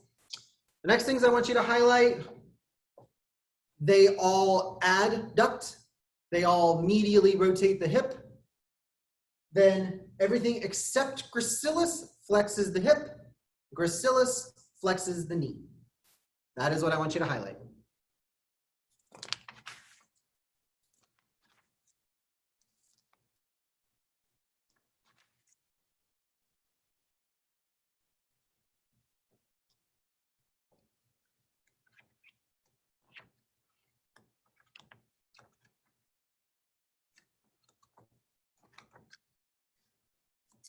I'm getting the feeling that we're going to run out of time today. I've got 15 minutes left and I still have quite a few muscles to cover. So moving on to page 324, we are looking at the TFL and the IT tract.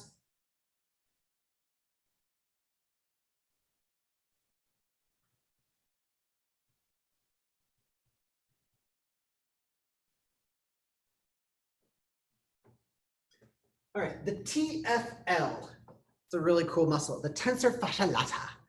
Tensor fascia lata, it's just a really fun word to say. The tensor fascia lata, very short muscle on the anterior and lateral side of the hip. So anterior and lateral side of the hip. This muscle is roughly located where this little pocket is on your jeans, this little tiny little change pocket. I don't know if you knew this or not, but this was originally put in place for pocket watches. That's where your pocket watch was supposed to go, back in the day when people carried pocket watches. The tensor fascia lata gets its name based on what it does. It tenses the fascia on the lateral side of the thigh. It blends into the IT band. That's what it does. It starts along the iliac crest, runs directly blending into the IT band, which then inserts onto the tibia. So because it is anterior, it is a hip flexor. Because it is lateral, it is an abductor.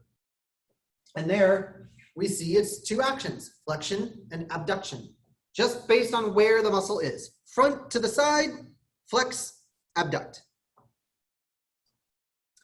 If we were to look at the muscle straight on, and I don't know that they gave me a view of the muscle straight on. Oh, they sure didn't.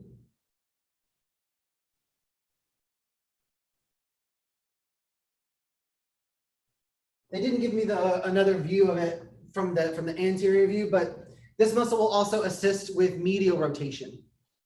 So because it's pulling from the front, the IT band attaching on the tibia, when this muscle contracts, it can assist with pulling the lateral side of the tibia more around towards the midline, closer to its origin, which is going to be medial rotation. So the tensor fascia lata, or TFL, at the top of page 324, I want you to highlight. The TFL is a small superficial muscle located on the lateral side of the upper thigh, approximately 3 fingers wide. The TFL is easily accessible between the upper fibers of rectus femoris and gluteus medius. Stop highlighting there.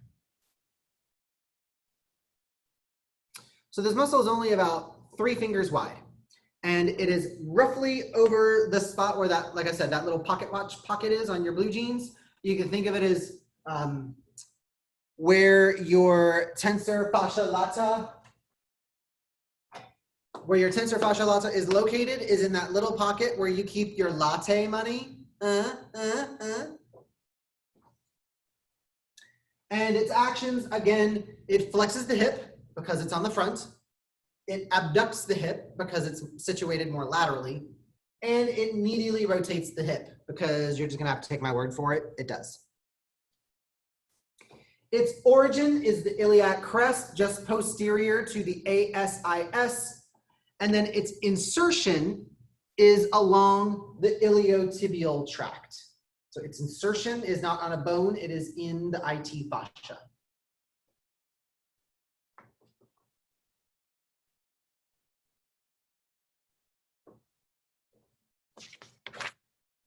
Moving quickly along, next page, sartorius. The sartorius is the longest muscle in the body. It has the most length. But again, it's shaped more like a ribbon. It's not that big, it's just very long. At the top of page 326, I want you to highlight the sartorius is the longest muscle in the body, stretching from the ASIS across the thigh to the medial knee. So let me adjust my picture so we can really see. There we go. Starting at the ASIS, it crosses diagonally across the thigh, wraps around the medial knee, and inserts onto the tibia. So what does this tell me? Well, this tells me 3 things. Number 1, starting on the hip bone, it crosses the hip. So it's got to do something moving the hip. Second thing it tells me, it's running diagonally. So it's got to do something with rotation. It's got to be some kind of rotator. Third thing it tells me is it crosses the knee joint. So it's got to do something to move the knee. Now let's drill down. It crosses the hip on the anterior side. That's going to be a hip flexor. It's going to flex the hip forward, right there. Number 2, it runs at an oblique angle. So when it pulls its insertion towards its origin, it is going to cause the knee to rotate laterally. It is a lateral rotator. Third thing, it crosses the knee on the anterior side. Remember, it's a little switched up. But let me see if I can find a good picture of this. Nope.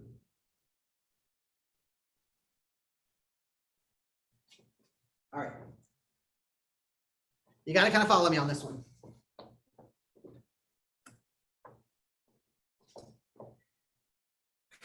If you look at how this muscle angles down, if you were to turn this picture and look at the sartorius directly on the medial side, as it approaches the knee, it hooks posteriorly. right? It kind of swings backwards just a little bit.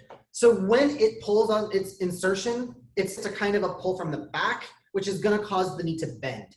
So even though it is crossing on the front of the knee, it actually produces a flexion of the knee. It bends the knee.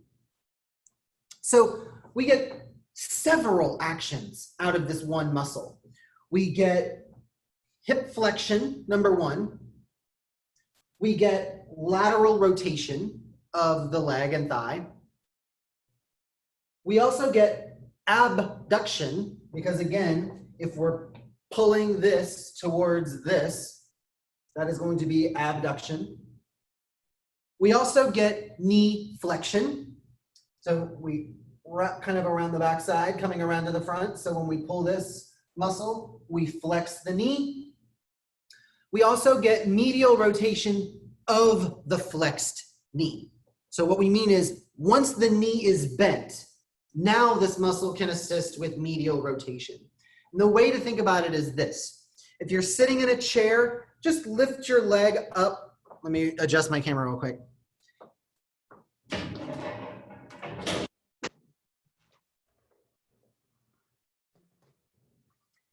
If you're sitting in a chair, your knee is already flexed, right? The knee is already bent. Now, looking at your toes, right? Because moving the foot is how you're going to do this. Now, rotate your knee medially so that your foot, the whole foot turns in towards the midline.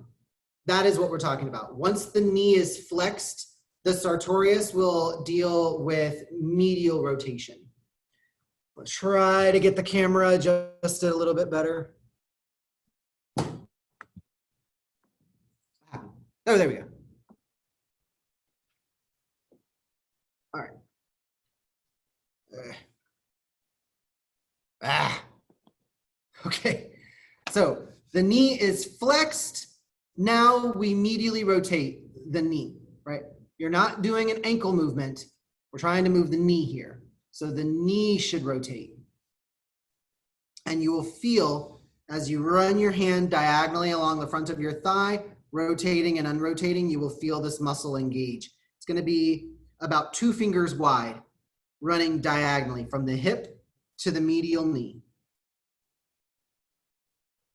So medial rotation of the flexed knee. Once the knee is flexed, then we can start medially rotating.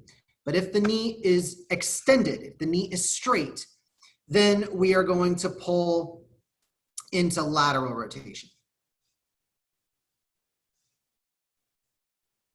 Right. And lateral rotation, remember, if you're looking at the foot, well, this is hard to do on a little camera. Lateral rotation will look like this. Okay. That's tough on camera.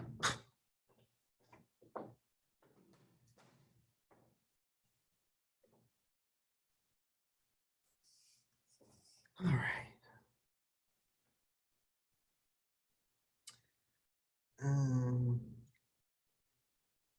So for the sartorius on page 326, I want you to highlight the very first sentence at the top of the page.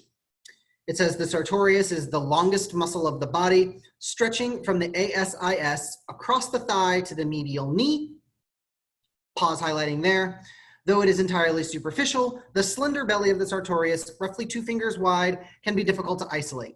Its proximal fibers are lateral to the femoral artery. Its name, Latin sartor, which means tailor, refers to the ability to bring the thigh and leg, highlight, into the position a tailor would use when sewing.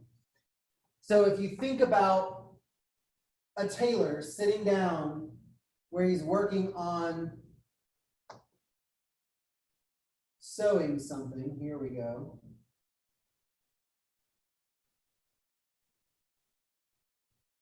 Whoa, did I zoom in too much?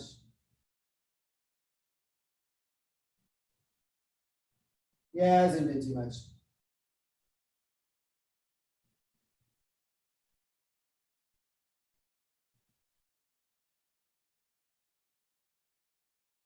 There we go. So here you've got your little tailor guy, right? And he's sitting with one leg crossed, right? you think about like sitting like a guy versus sitting like a girl with the legs crossed directly over each other, sitting like a guy, he's got his leg kind of up, horizontal. This is the muscle. It flexes the hip, it flexes the knee, and it medially rotates the flexed knee so that he can look at the medial side of his calf right up here. The sartorius puts you in the tailor's position. That is where it got its name.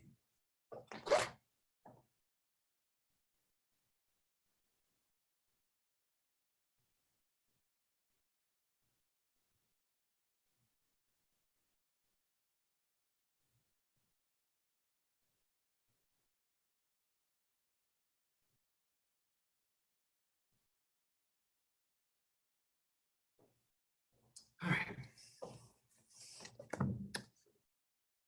And I know we're running out of time. I know I may have to go a little bit over, but the next group that we are looking at is on page 328. We are looking at the lateral rotators of the hip. The lateral rotators get their name because they all have a common action. It's lateral rotation. Who would have thought? Lateral rotators laterally rotate the hip because they all originate on the sacrum or the hip bone. They all insert onto the posterior aspect of the femur, right along its proximal portion. So around the greater trochanter, the trochanteric crest, right, just proximal to the lesser trochanter. They all insert right around here. In this group of muscles, there are 6 of them. So we have the piriformis, the most important. This is the most important one. Gemellus superior and inferior, quadratus femoris, obturator internus, and obturator externus. It's on the other side, you can't see it, but the next thing they named is the sciatic nerve, and there is the sciatic nerve. It is the largest nerve in your body. It is a thick, fat nerve.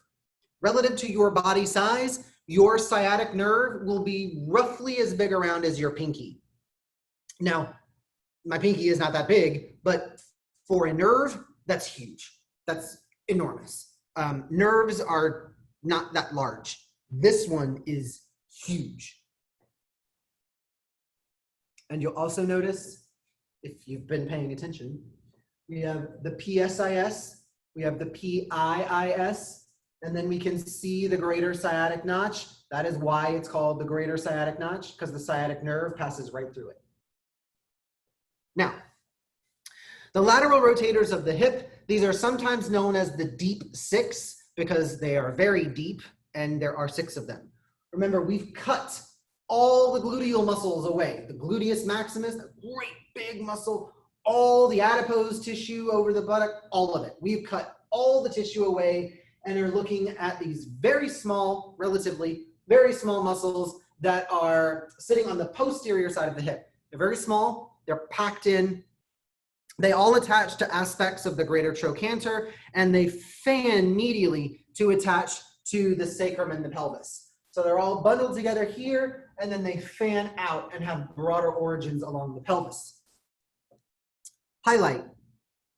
All of the lateral rotators are deep to the sciatic nerve, except the piriformis. This is why this one is so important.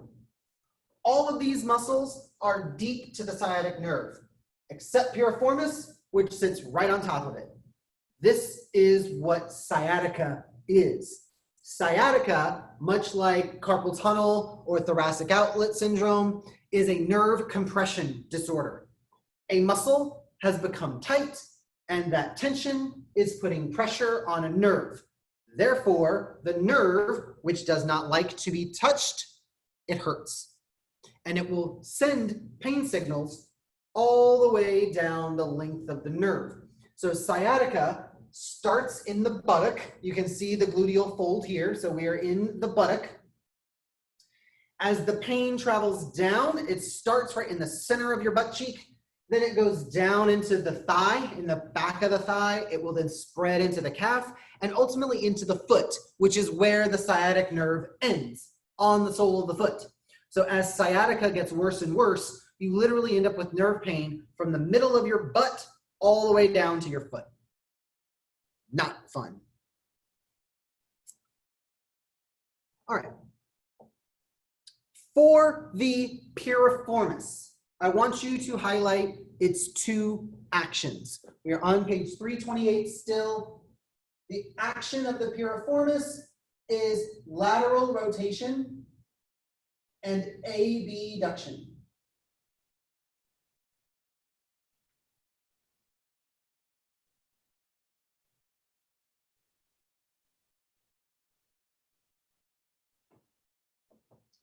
So we start on the anterior portion of the sacrum. We are on the front of the sacrum.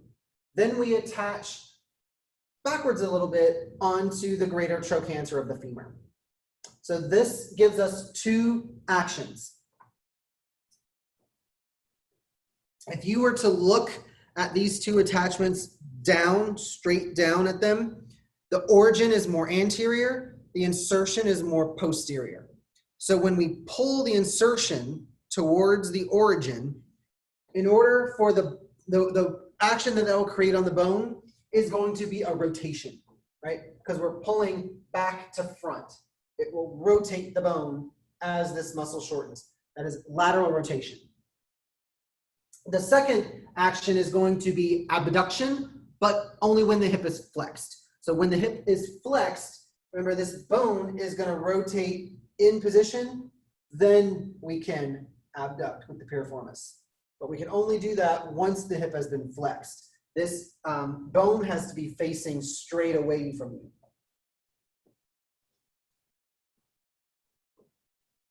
I would also like you to know the origin and insertion of the piriformis. Guys, a massage therapist can make so much money off of this one muscle. If you learn how to do a piriformis release, any client with sciatica, you can give them weeks of time without pain. And you give someone with sciatica periods without pain, you got a client for life. I'm telling you, I've made so much money off of this muscle. Highlight its two actions as well as its origin and insertion. Piriformis's origin is the anterior aspect of the sacrum. Its insertion is on the superior aspect of the greater trochanter of the femur.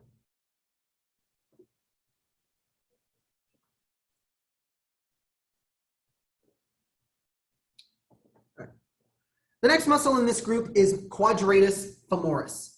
I only have one highlight for you on this one, but the name quadratus femoris tells us it is a four-sided muscle, right? It looks like a rectangle, and it's primarily controlling the femur. So it starts along the ischial spine, inserts along the intertrochanteric crest of the femur. Its action when it contracts, because it's attached to the posterior side of the femur, when it contracts, the femur will rotate laterally. It is a lateral rotator.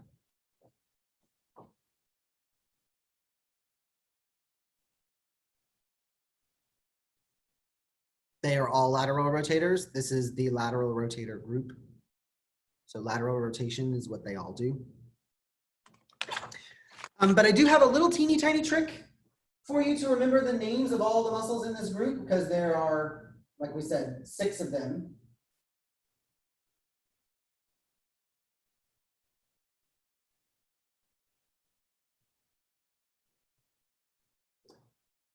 Remember, obturator internus. There is an obturator externus on the other side, but it's not listed here. So for sciatic nerve, I need you to pretend that this is another obturator word, right? Obturator externus. So it goes, now these are out of order.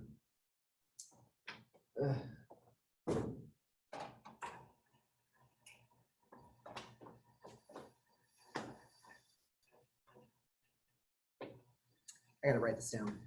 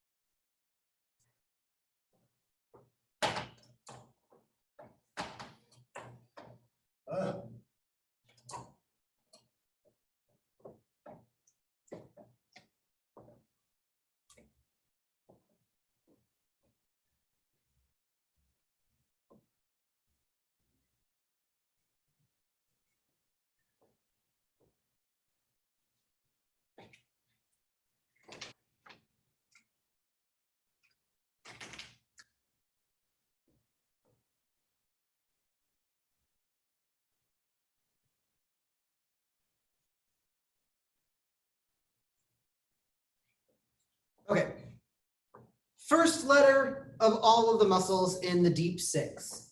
P, Q, O, O, G, G. Piriformis, quadratus femoris, obturator internus and externus, gemellus superior and inferior. Here is your mnemonic device to remember the names. Please quit oogling.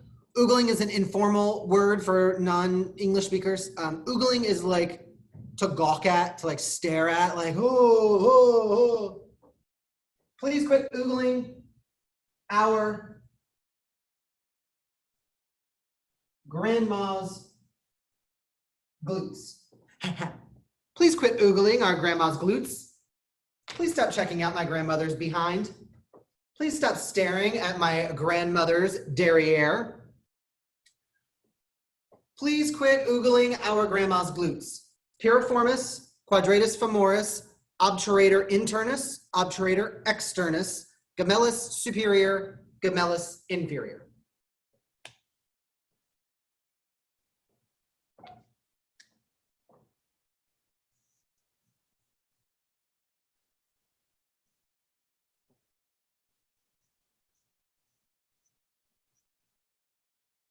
These are your deep six. They are lateral rotators. So the lateral rotator group of the hip, all of these muscles, they are also known as the deep six because they are very deep and because there are six of them.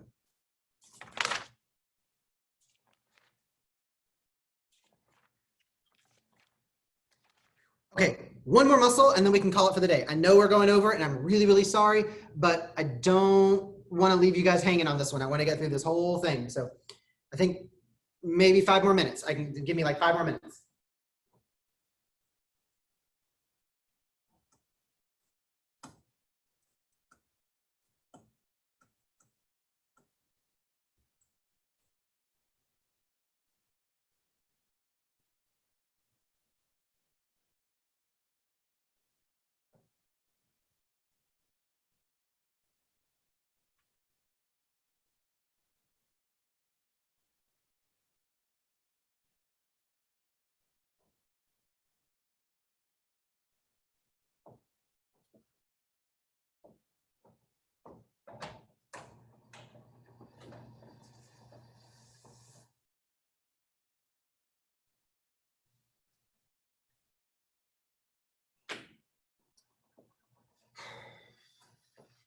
This thing moves so slow.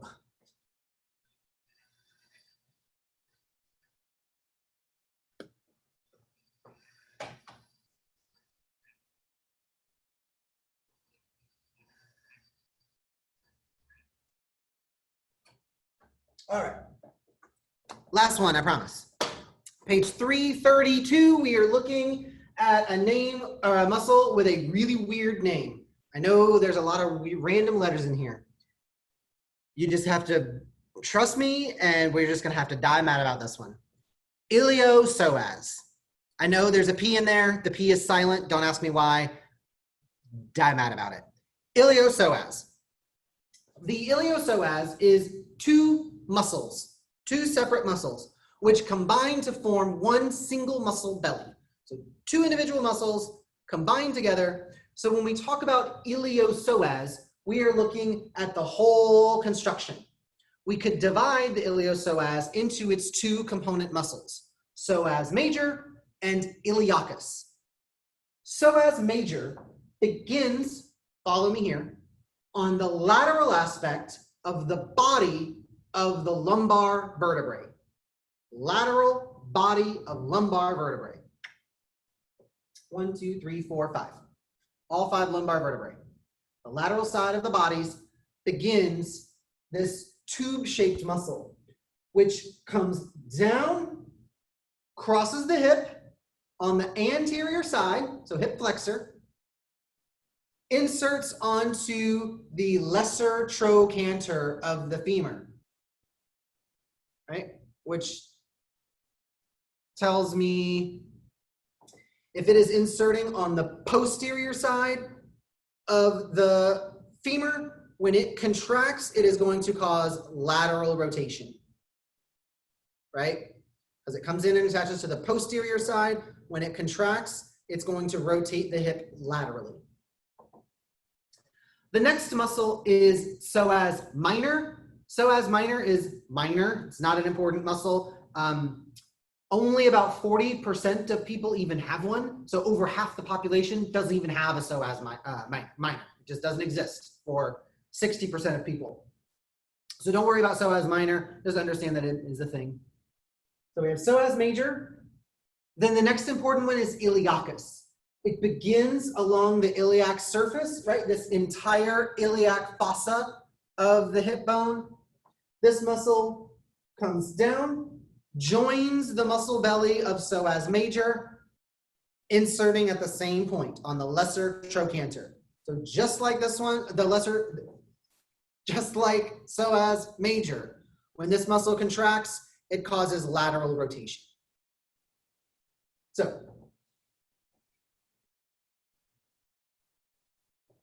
So again, these two muscles together, psoas major and iliacus, together is the iliopsoas. If you are a steak lover, like I am, my favorite cut of steak is filet mignon. It's kind of a hockey puck shaped cut of meat. It's cut off of the beef tenderloin. The whole tenderloin is a big cylinder shaped cut of meat. The tenderloin of beef or a tenderloin of pork is the psoas major of that muscle. It's the psoas. So if you imagine just the psoas muscle, and I take it out and I cut it on the transverse cut, you will end up with a bunch of little hockey puck shaped cuts of meat. That is a filet mignon.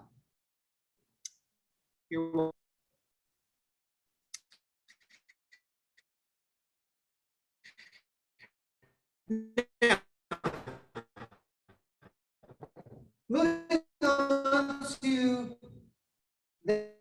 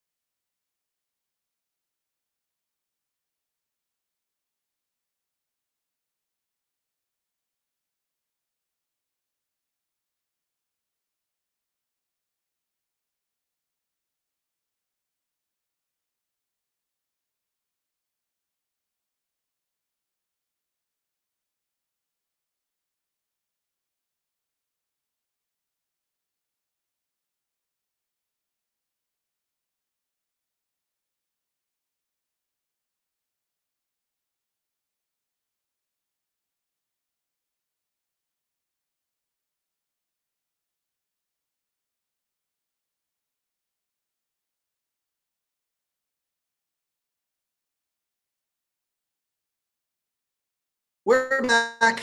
Sorry guys, my internet had cut out. I don't know that I've been able to give a single lecture this whole time without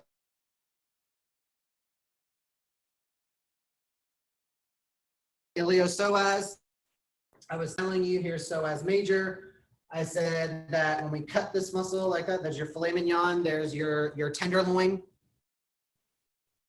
So when we fix the origin, right, we hold this in place, we pull the insertion towards the origin, it will pull the femur towards the lumbar spine. This is going to be an action that looks like this. That's hip flexion. Now, if we reverse that, we fix the insertion, and instead we pull the origin down, it's still hip flexion, but instead of looking like this, now it is going to look like this, right? This is going to be flexion of the vertebral column, flexing the trunk down towards the thigh. So we need to be able to think about muscles both ways, right? We can pull the femur up towards the spine, or we could pull the spine down towards the femur.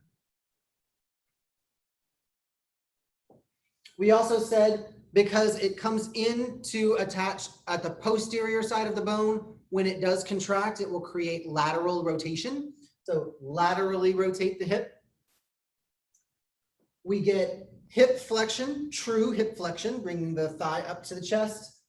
We also get flexion of the trunk down towards the thigh, and it can assist with tilting the pelvis anteriorly. That's like rolling your hips back.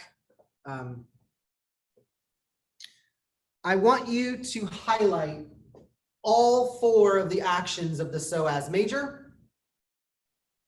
I also want you to know its origin and its insertion. Bodies and transverse processes of the lumbar vertebrae, all 5 lumbar vertebrae. Insertion, lesser trochanter of the femur.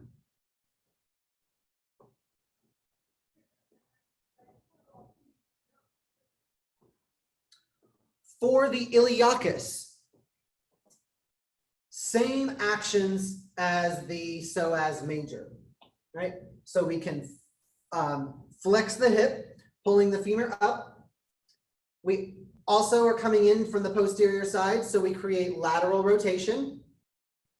We can also flex the hips down towards the femur, so it assists with vertebral flexion. And it can also help tilt the pelvis anteriorly. Again, it's like rolling your hips. It's hard to see. It's hard to see. But when you tighten these muscles up, it pulls like this. So like tucking your tailbone. Highlight its origin and insertion.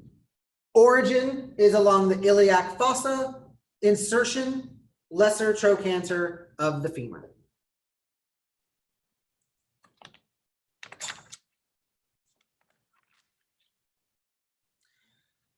Whew.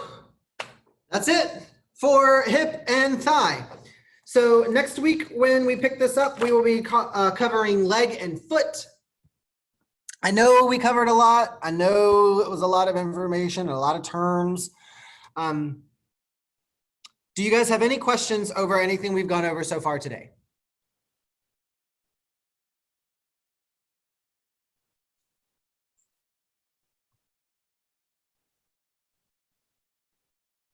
Nando's good. No questions? All right.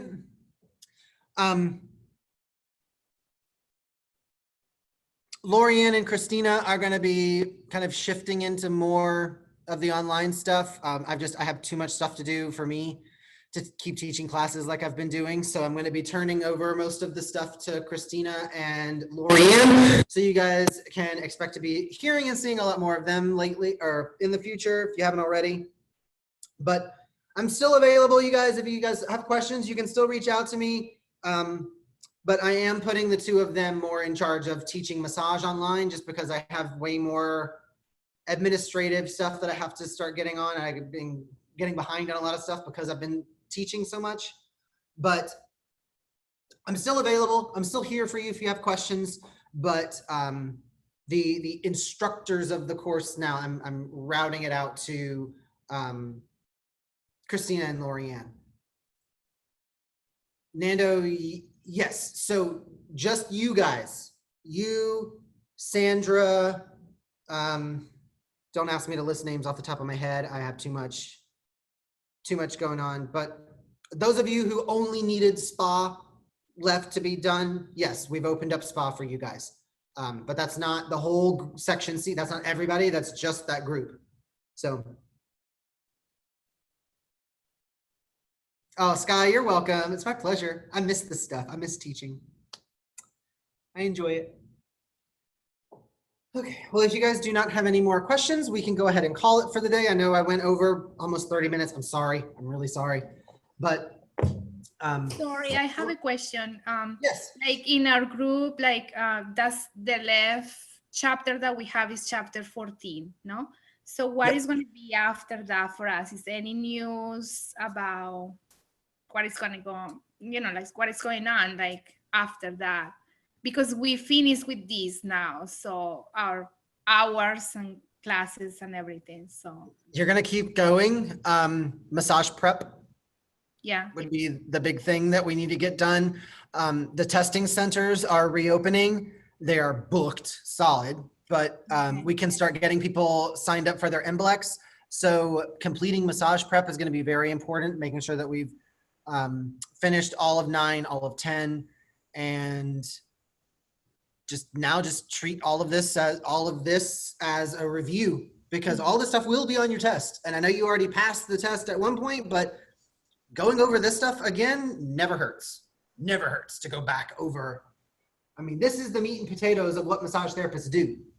You know what I'm saying? They don't come to us with skeletal disorders or nervous disorders or circulatory issues. It's muscle.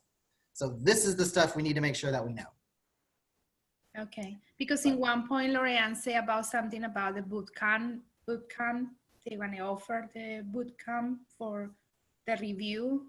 We would like to, but I mean, this online, teaching online, you know, the lectures are one thing, but tracking everything that the students are turning into us. I have over 40 students in all of massage for both campuses. So it is a ridiculous amount of work to track every student and make sure they're turning stuff in. So those of you who are turning everything in on time every week, it helps me out so much when I have students. I know I don't have to worry about you guys submitting in work. It's the ones that I have to call and remind all the time, like, you got to log in, you got to do your work, you got to turn this in, you're late turning something in. It takes up a lot of time. I'm telling you this because I don't know. I don't know about the boot camp thing. I would love to run a boot camp for you guys that would be online. Yes. But I mean, they are currently up to their eyeballs just trying to keep online moving. So I don't know. But you guys do have massage prep, and that is a really good resource for you to have. When are we coming back to campus? The governor just made an announcement that everything can be reopening on May 11. So I would guess May 11th is probably a bit more realistic as to when the campus will be open back up. But again, if you are not wanting to come back to campus just yet, if you don't feel safe, we are planning on continuing online learning, at least for some period of time. It may only be till the end of May. We don't know. We don't know. And I don't want you to take something that I said as gospel, because it takes a lot of people to make decisions like this. It's not just me. Most of the time I'm just doing what I'm told. But what we are thinking is May 11th, we could reopen the school to the students that want to come back. Social distancing will be in place. We will not be touching each other. I've ordered a bunch of full-size mannequins that you guys can massage in the hands-on room, and we can get services knocked out. So we'll try to keep things moving forward. But if you do not feel safe yet coming back into school, we're going to keep the online learning for some amount of time. I promise, as soon as we know something, we will share it with you guys. Okay, I just had one more questions. Like, for example, I finished everything. I finished massage prep. I finished my hours, but the only thing that I have left is my massages. I need 11 more. So until I not do this, I cannot go and for my MBLEX tests. No, you can sign up for MBLEX. Yes, you can. Okay. Okay, good. Thank you. Yeah, you're very welcome. Yes, no, you can absolutely sign up for the MBLEX. Now, like I said, they're booked. So what date you can get in there, I have no idea. But we will allow you to sign up for the MBLEX. Yes, absolutely. Okay. Great. Thank you. You're welcome. Mhm. I miss you guys. I miss having students in school. I'm ready for you guys to come back. All right. Well, you guys, I've kept you way past our time, so thank you for your patience. I really appreciate it. You guys enjoy your afternoon, study hard this weekend, and we will be seeing you guys next week. Thank you so much. Thank you. My Thank pleasure. you, Dave. My Bye. pleasure. Thank See you guys you. later.